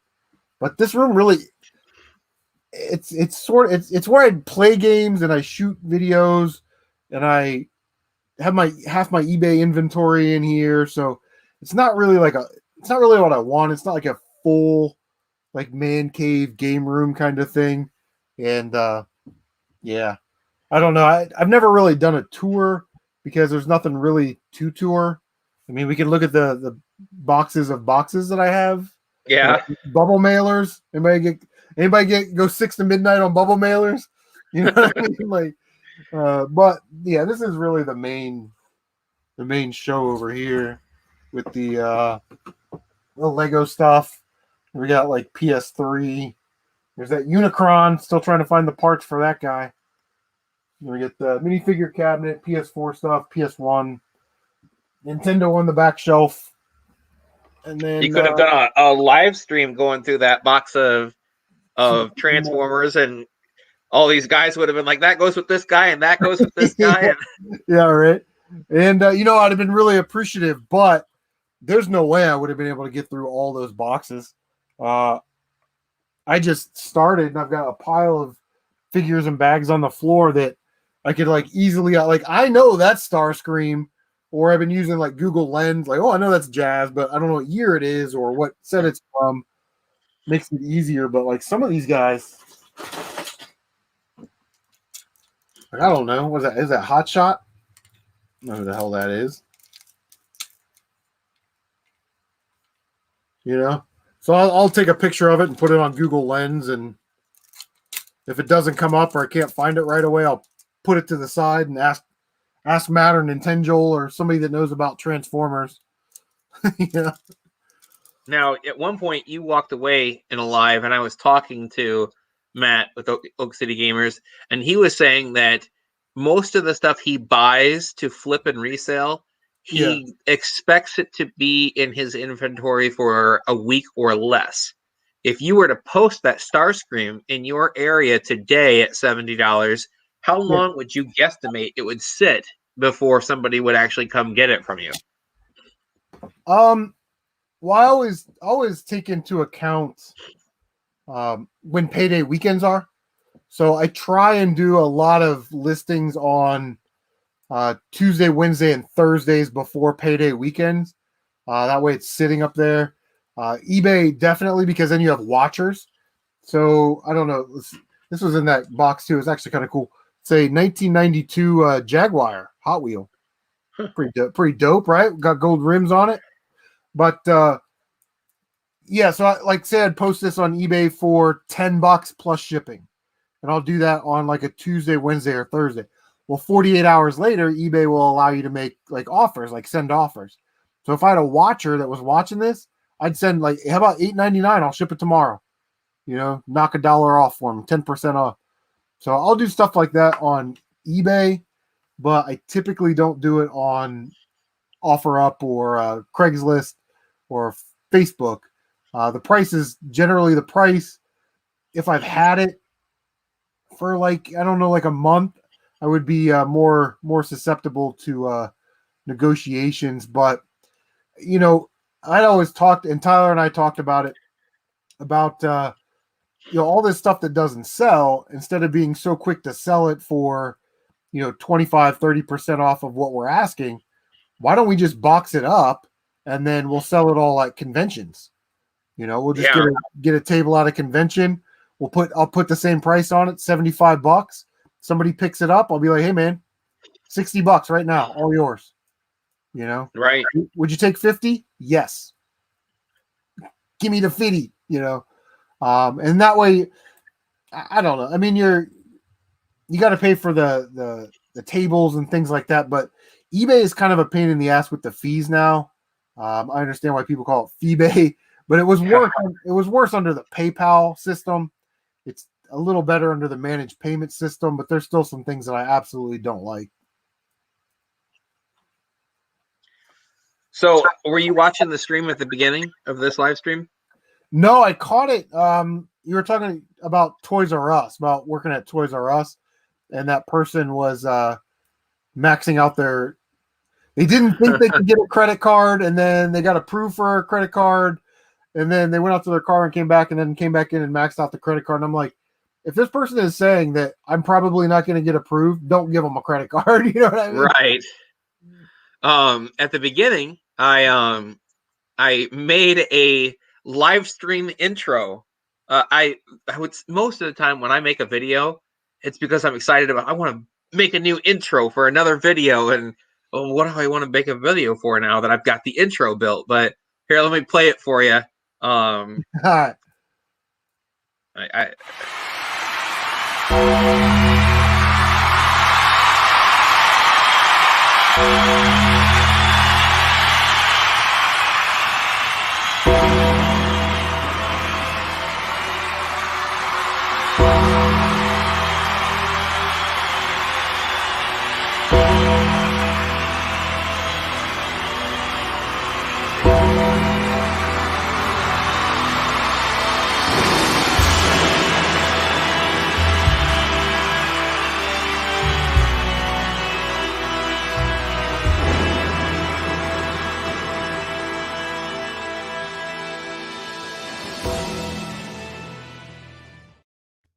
Probably too long, but you got to get that Undertaker pop, fans screaming and everything.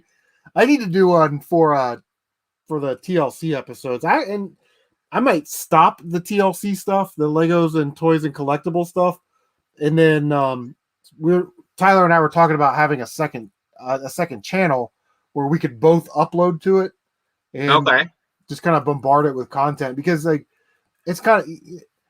He's got the wife works, and he's got like a young kid, so his weekends are really like family type stuff. But to drive over here 20 minutes, drink beer, and shoot a 10-minute video that takes 5 hours, and then drive back is not what his wife wants. But if he had the opportunity to do, because now he's doing the driven micro car blind boxes or whatever they are, they look pretty cool. Not as detailed as the micro machines, but he's doing those with his kid. And I was like, well, dude, you could do like those, and then I'll upload my stuff, and then we'll just get together once a month, and we'll do the once a month toy hunt, and we'll just hit it and make video all day, and I'll upload it, and you can do your unboxings of the stuff you want, which is different than what the stuff that I do. He doesn't really do the Lego stuff, and I don't do the Pokemon stuff. So we're we're two people just uploading that type of content all the time. I think we're gonna give it a try. Trying to come up with a name. We thought of like Super Toy Bros, or the Toy Bros, or the Toy Dudes, Toy Freaks. So we've got like a list of names that we're kind of looking at and seeing how we could like attach that to sort of a logo. Like I made a Super Toy Bros logo. That's the Micro Machine wings with the circle in the middle. Yeah. Instead of it saying Micro Machines, I scrubbed all that out and put Super Toy Bros in like 8-bit font. I made it like real bright, like pastels, like bright pink with green outline. You know what I mean? Yeah. And then in the circle on the Micro Machines logo where it says like world small, whatever it says, up in that circle, I scrubbed all that out, and it's like die-cast, Legos, figures. And on the bottom it says like reviews and more. But I don't know if that's what we want to go with. But yeah, we just been kind of thinking about it because I like doing the toy stuff, and it's sure as hell a lot easier to go out and find than video games. And it really, it's easier content to make, to be honest with you. That video, Yeah. the video that I shot today for the toy stuff, maybe have 20-30 minutes into it by the time you shoot everything and you edit it together and you cut this and add some music. And um, I don't think people realize how much time goes into a video games pickup, Yeah. video where you got to go out and find it. So you're looking at like 3-4 hours, going to garage sales. Then you come back and you got to shoot the video. So maybe that's like another hour. Then maybe like another half hour into editing. Then at least another hour into cleaning, photoing, and listing on your eBay store. So it's like by the time you do a video game hunting episode, you're 8 hours into it. It's a day job, Yeah. Oh yeah. The toy stuff, I can hit Walmart, Meijer, and Target. They're right across the street from each other. Half hour of my time, I'm in and out of 3 stores, maybe hit Half Price Books or Five Below if I'm feeling crazy that day. And we can have some stuff for the episode, but it's just easier content to make. Yeah, I like when you do those late night toy hunts live. I'll be just about asleep, and I'll get a notification he's live on a toy. I'm like, all right, I gotta see what's going on. And I get off work at 10, so by the time I get down to Target or the Walmart and the Myers, it's about 10:30. So I thought about doing channel memberships, and that was going to be one of the perks of being a channel member. Yeah, I have my own things with that. Like I think people charging $5 or $6 or whatever it is, so somebody can have like emojis and badges is kind of weak. So I'm always like, what can I do to give the viewer or the subscriber, more options? Like you make them feel like they're getting value for their dollar, right? So I wanted to sort of weaponize my community tab, because when you post stuff on there, you can make it for members only. So I had like $1 tier and $1.99 tier, and you would get access to that kind of stuff. So, if you were a dollar tier member, $1 a month, you would have access to those late night pickups, and not just the toy hunting stuff. This Transformer stuff. If I would have picked that up off Facebook at like 10 o'clock at night, 10:30 at night, 11 o'clock at night, you would be able to see the video of it and the pictures of it that I posted, sort of right after I got it. And I do get this quite a bit throughout the year. Hey, CM, I saw in your pickup video you got that copy of Conker's Bad Fur Day. I'd love to buy it from you, bro. Like, well, the video that you're actually seeing is about 3 weeks old. I already sold it on my eBay store. But if you were a member and you paid that $1 a month, you would have first dibs, right? So you'd be like, hey, I need that giant Transformer, got to have it in my life. And you'd have sort of immediate access to what I have access to. And you'd get like first dibs if you wanted it, but yeah, I've tried that twice. I think the late night toy hunting stuff, I did it one night. I went to 2 different places, and it actually got pretty good, views for a late night live stream that's sort of impromptu like that. I think I got like 150 or 200 views. And then I did it again last week, or maybe the week before. But yeah, they're kind of interesting. It's almost like you get to go along on the journey with me. And I got people like you that are like, hey, look at those Harley Davidsons. I've never looked at Harley Davidsons in my life. What am I looking for?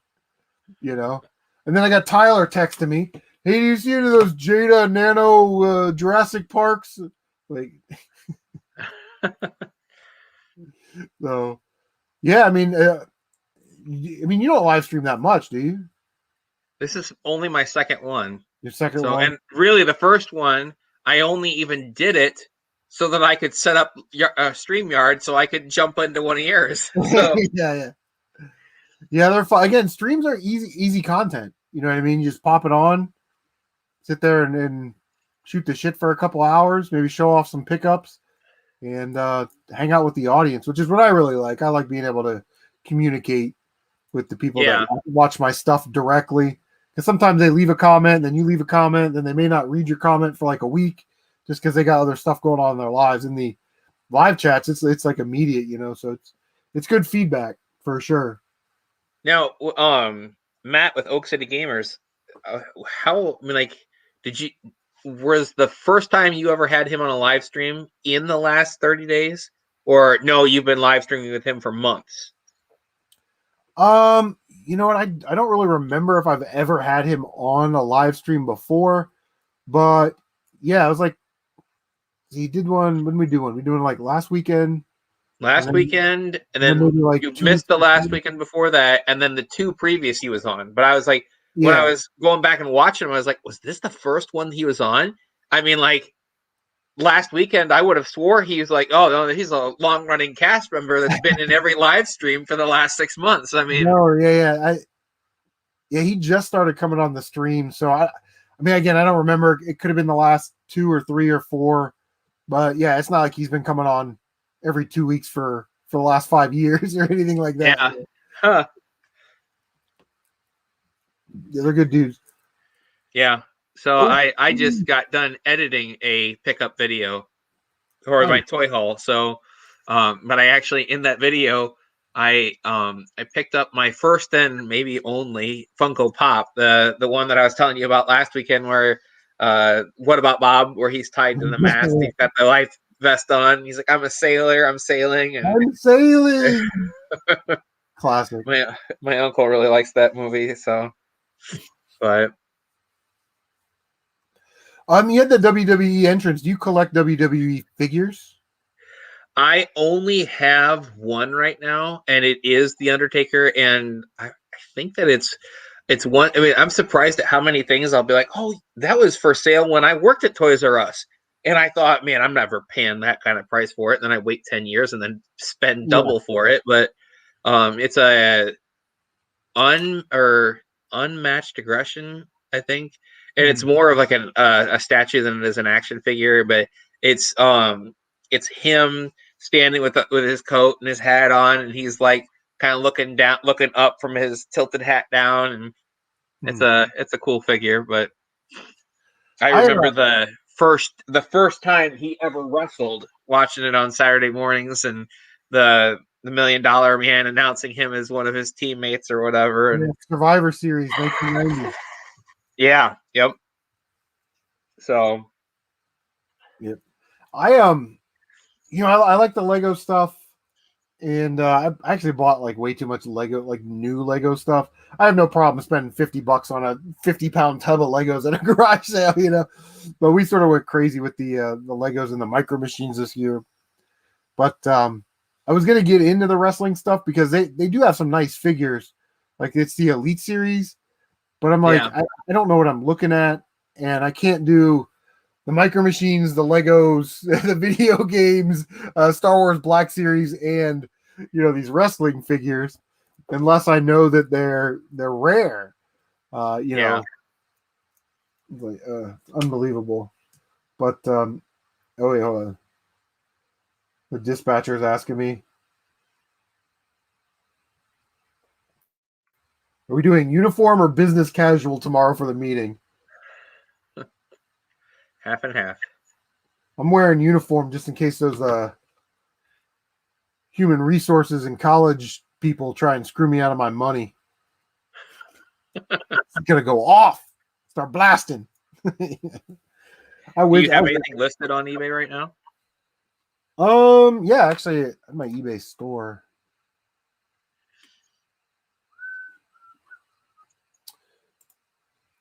I'm getting ready to list Series 3 Micro Machine blind bags. And then the stuff that I picked up this week. Actually, sometimes these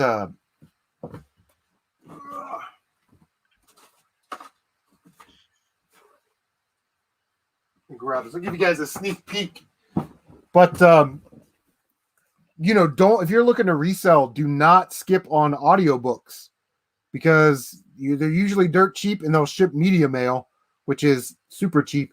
This is Illuminati, the Illuminati Files, and it was a Worthington Libraries rental 10-disc set. The last one sold on eBay for $40-something. Got it at Goodwill for $1. Found this at a thrift shop, $3. Tiger handheld Shinobi. There are people asking like $60 for that. I think that's a little crazy, but Harley Davidson Road Songs. There's still money in CDs. About a $50 CD or $15 CD right there. And then I used to pass this kind of shit up all the time at thrift stores and garage sales. Don't ever pass them up. These little Mario DS bags, they make them in Pokemon and Animal Crossing, Zeldas, all kinds of stuff. But this is the crap that you'd see at garage sales for like 50 cents, or you'd see it thrift stores for like $2. This was $2. I'm going to throw this online for $8.99 plus shipping. The beauty of it is it's soft. I can put it in a clear poly bag, throw it in a bubble mailer, slap a label on it, and there it goes. You know what I mean? I didn't even check to see if there's any games in here. I've heard people finding like Pokemon and Mario Kart games in these things, but yeah, so that's the kind of stuff that I sell on my eBay store, just sort of a hodgepodge of stuff. I actually got a good deal on these PS3 games. Got them at a pawn shop for $2 each. Black Ops, Spider-Man 3, that's a pretty good one, and then GTA 4. But if anybody's interested or wants to figure out what they can sell on eBay other than video games, that's kind of like rule number one when people ask me, like, well, what do you sell on eBay? Anything I can turn a profit on. That's the point of selling on eBay. You know what I mean? But there are a lot of people out there that, and we actually saw, I've probably told this story before, where we go to a community sale. A friend of mine, every year, he has this huge community sale in his community, and he knows like all the neighbors, like he knows who's doing what, right? Their kids all play baseball and shit together. So he's got the scoop. This kid walks up. Do you have any video games? The person's like, no. And he's like, okay, thank you. And he turned around and walked away. Well, I walked up, like, any old video games, Nintendo, Super Nintendo, blah, blah. Oh, yeah, we got some Wii stuff. Okay, yeah, that's what I'm talking about. Bring it out, right? So you got to ask. But if you're only looking for video games, you're doing it wrong. Because 9 times out of 10, there's stuff that's resellable at every garage sale. You just got to kind of know what you're looking at. Old cameras, old print stuff, you know. You go much to auctions? No, I've been to a couple auctions. My Goodwill used to do an auction, and the last time I went there, it was absolutely ridiculous. They had there was like a Nintendo 64 with like 4 controllers, you know, your Mario, Zeldas, that kind of stuff, and then there was like a handful of Super Nintendo games that they put in with this N64, and it was like Ninja Gaiden Trilogy, like it was good stuff, and you know, all that stuff together at that time may have been worth $250, you know, because I think Ninja Gaiden at that time was like $125. You know, N64s were still in that like $40-50 range. And you know, then these guys started bidding each other up and it got to like $325. I was like, this is stupid. You know what I mean? Like, you're paying more than it's actually worth. Now, the guy that bought it buys a lot of video games, so he knew, kind of like I did, that he's overpaying a little bit now, but in the future, that stuff is going to be worth more than what he paid. Like, I'll look up Ninja Gaiden right now. I bet you it's $200 just for that one game.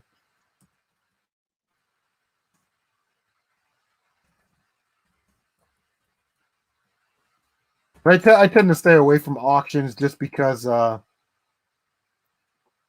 there's one now, $260, $209, $300. So, I haven't been to many auctions, but they're towards the end when everybody's kind of like had it, they're ready to be done for the day, and they're trying to get like the boxes of just random junk, and they're like, all right, who give me $10? Who give me $5? And one guy looked at me, he says, will you give me $1 for these 2 boxes? Sure, I'll give you $1 for those 2 boxes. All right, put it on his tab. And then I take those 2 boxes and put in like 25 cents, 50 cents on items at a garage sale. I made like $70 on those 2 boxes that I bought Nice. for $1. And it Yeah, was most of nice. stuff I didn't care anything about it, but I mean, there's enough of it in there that just having a garage sale, pricing it cheap. I mean, like I made all kinds of money on that. Yeah, for sure.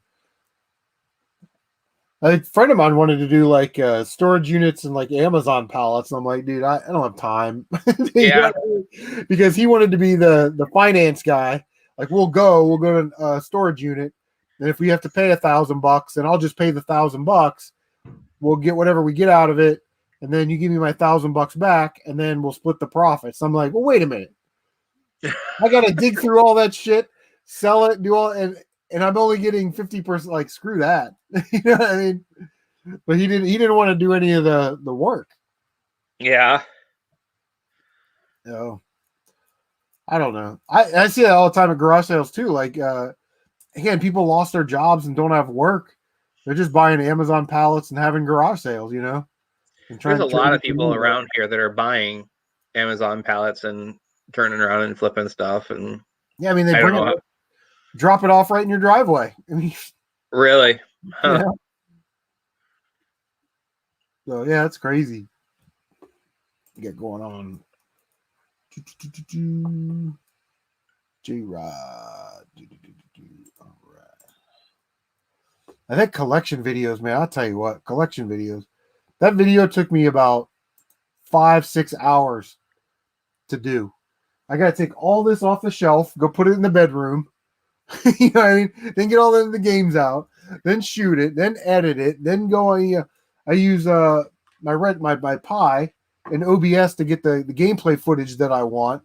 So then it's in Windows Movie Maker. So then I got to move it over to Shotcut and then import all the gameplay stuff. And then, oh god, it's crazy. It's craziness. It's craziness. It takes way too long. Like, it takes way too long for $1.34 per 1,000 views minus YouTube's 40%. You know what I mean? Like, Yeah.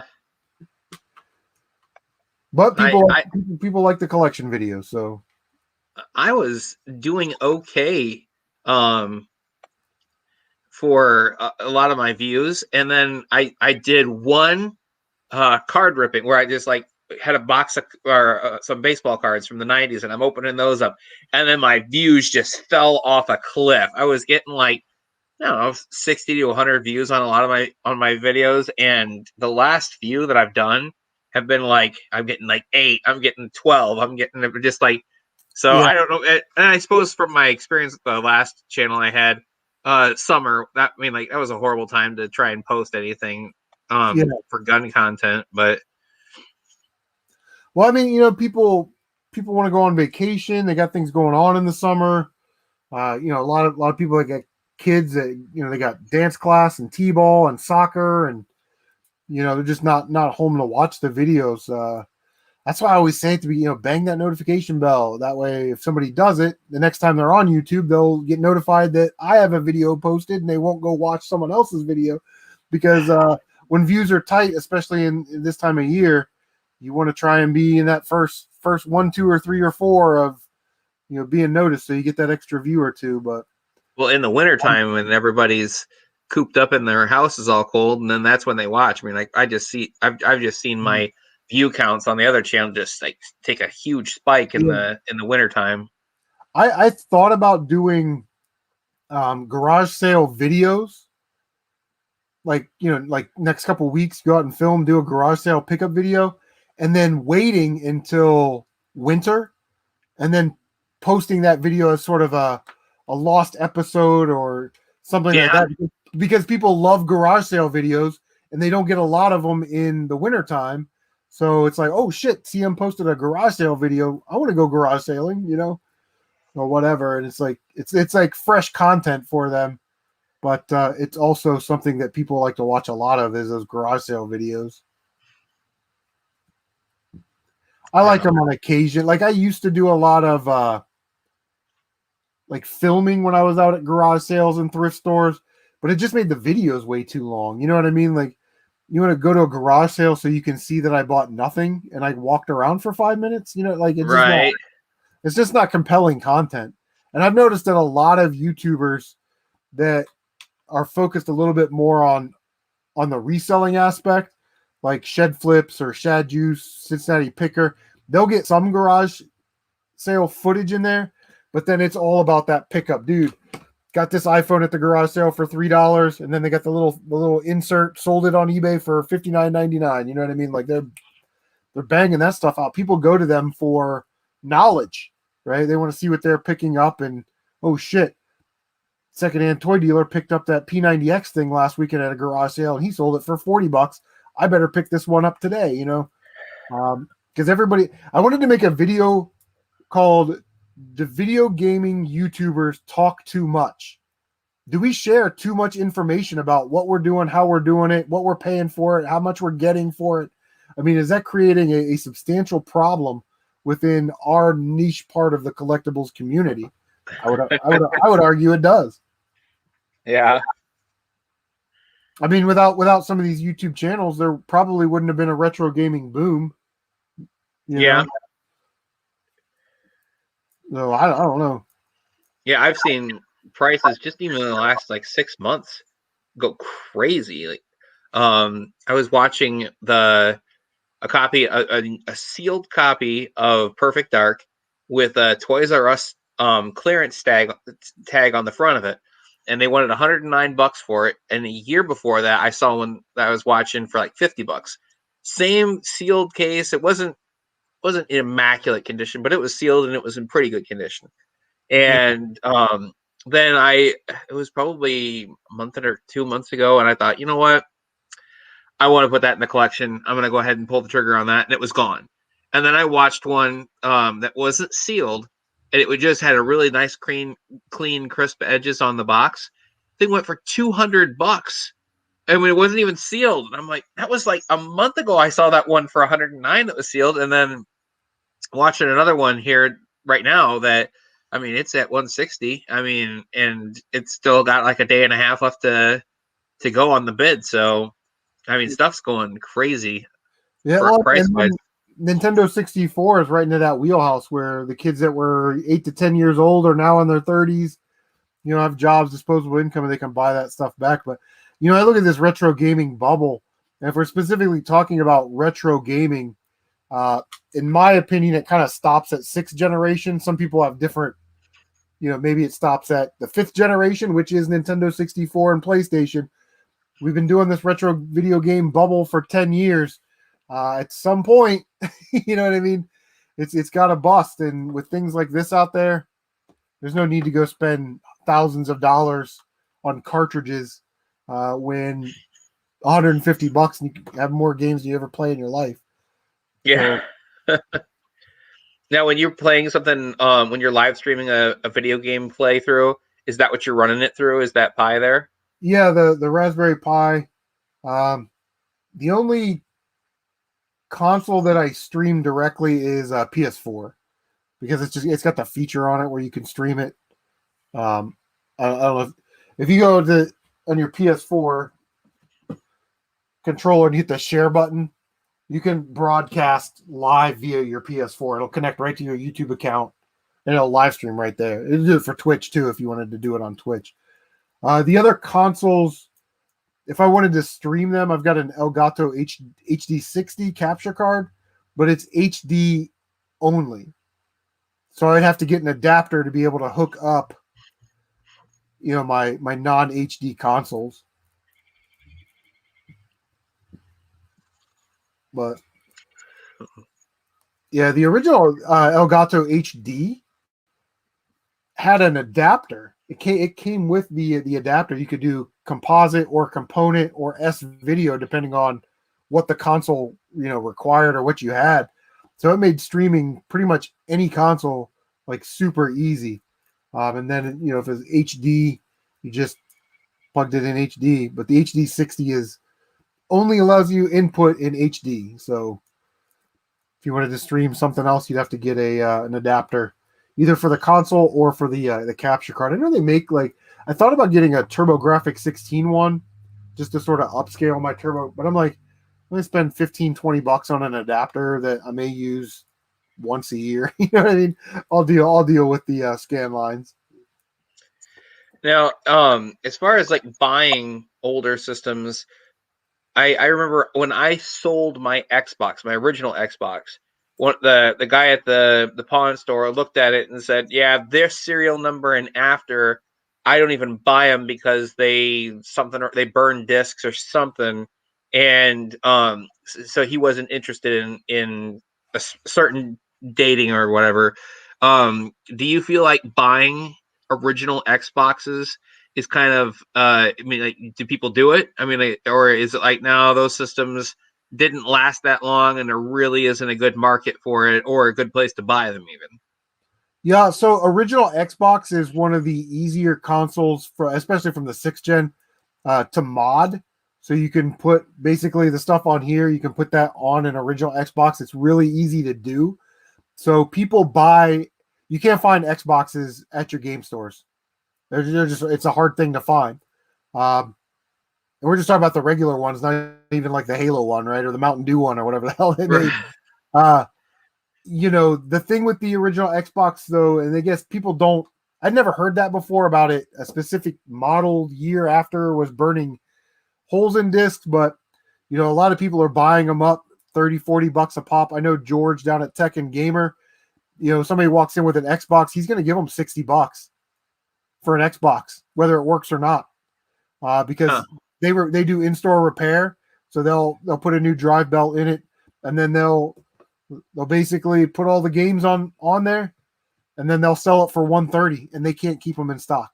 So it'll have your Wow. Nintendo, Super Nintendo, 26, 52, 7800s, Jaguar, Master System, the Mark 1000, which is a Japanese Master System, Sega CD. It's got everything on there.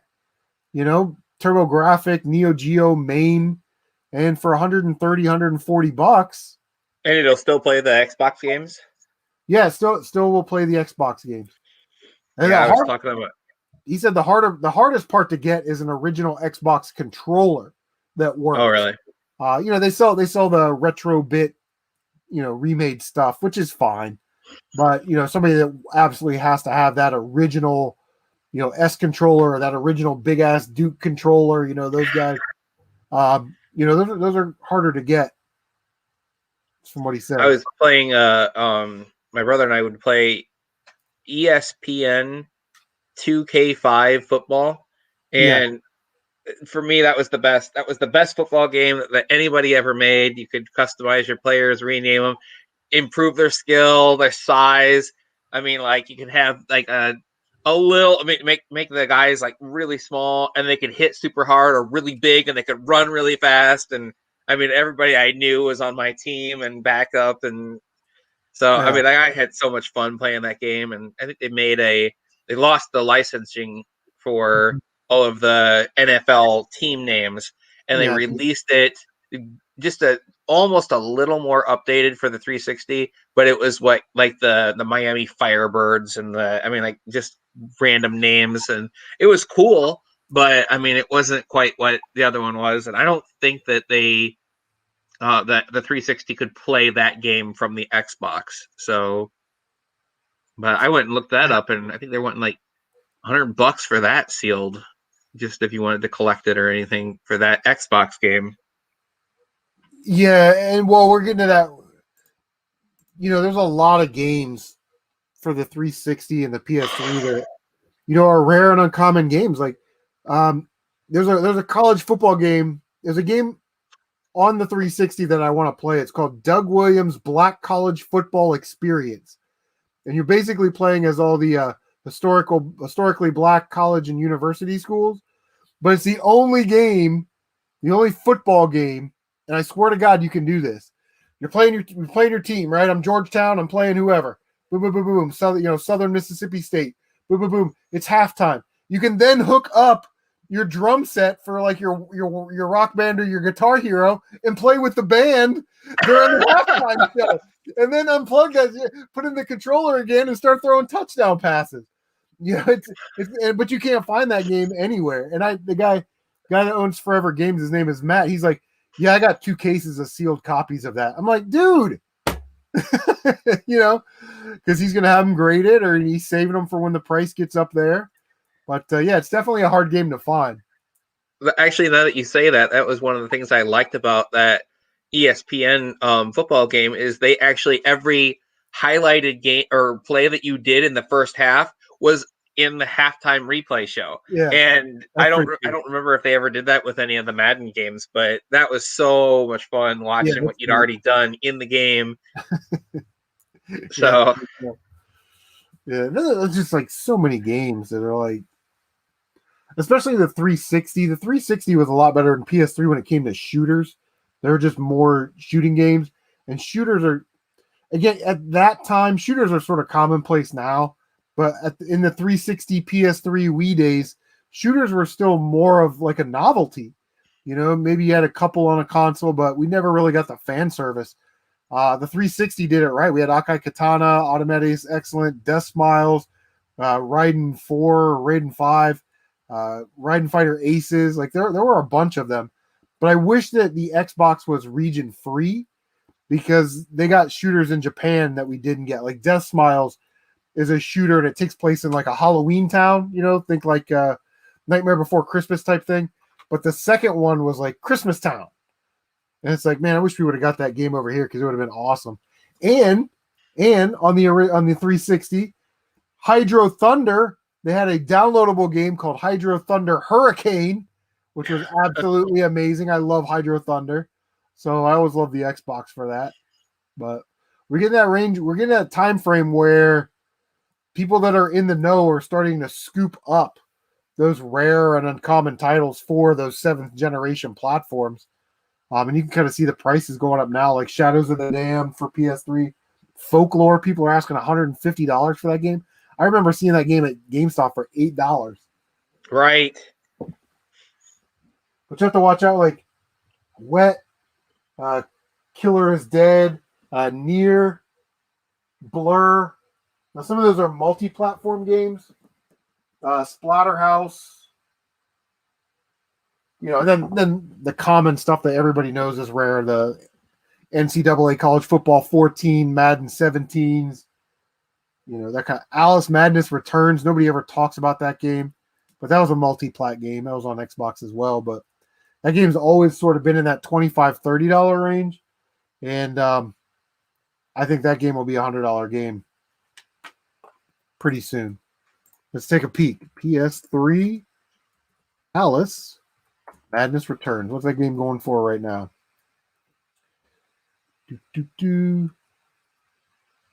There's a pre-owned copy for $41, $30.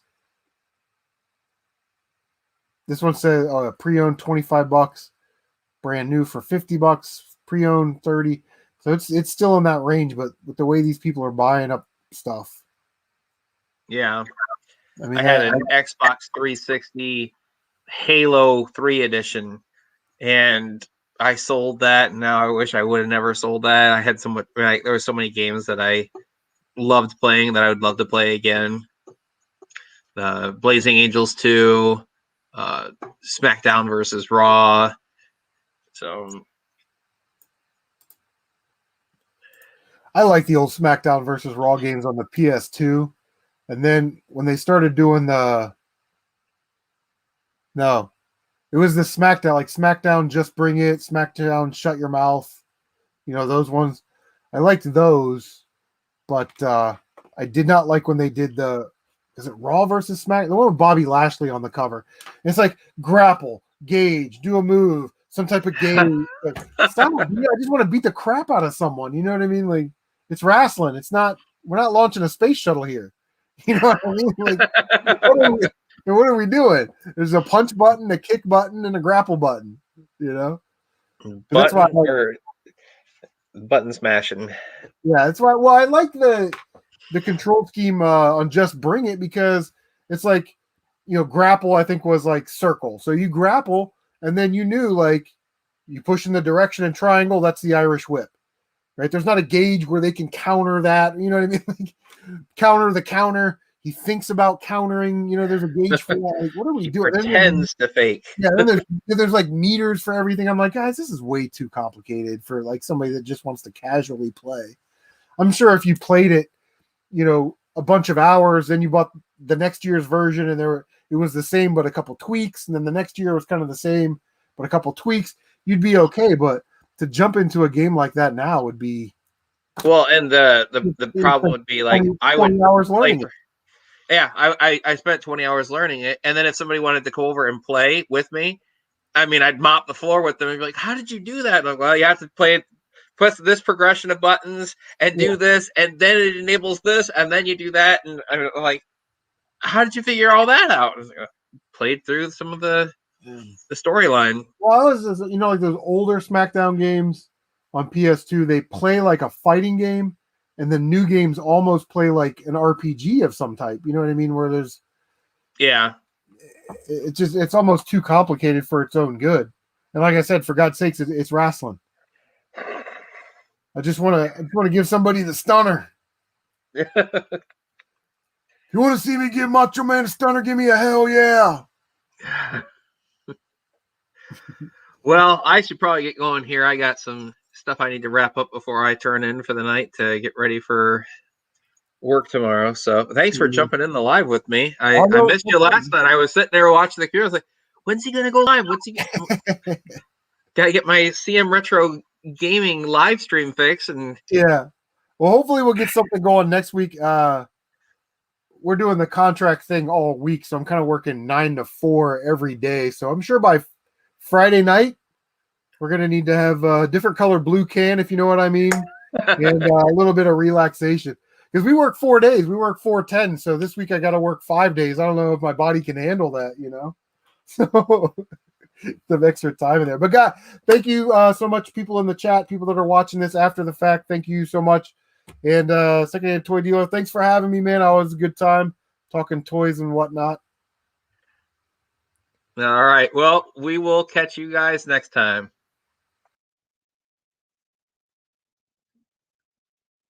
End the broadcast. End the broadcast.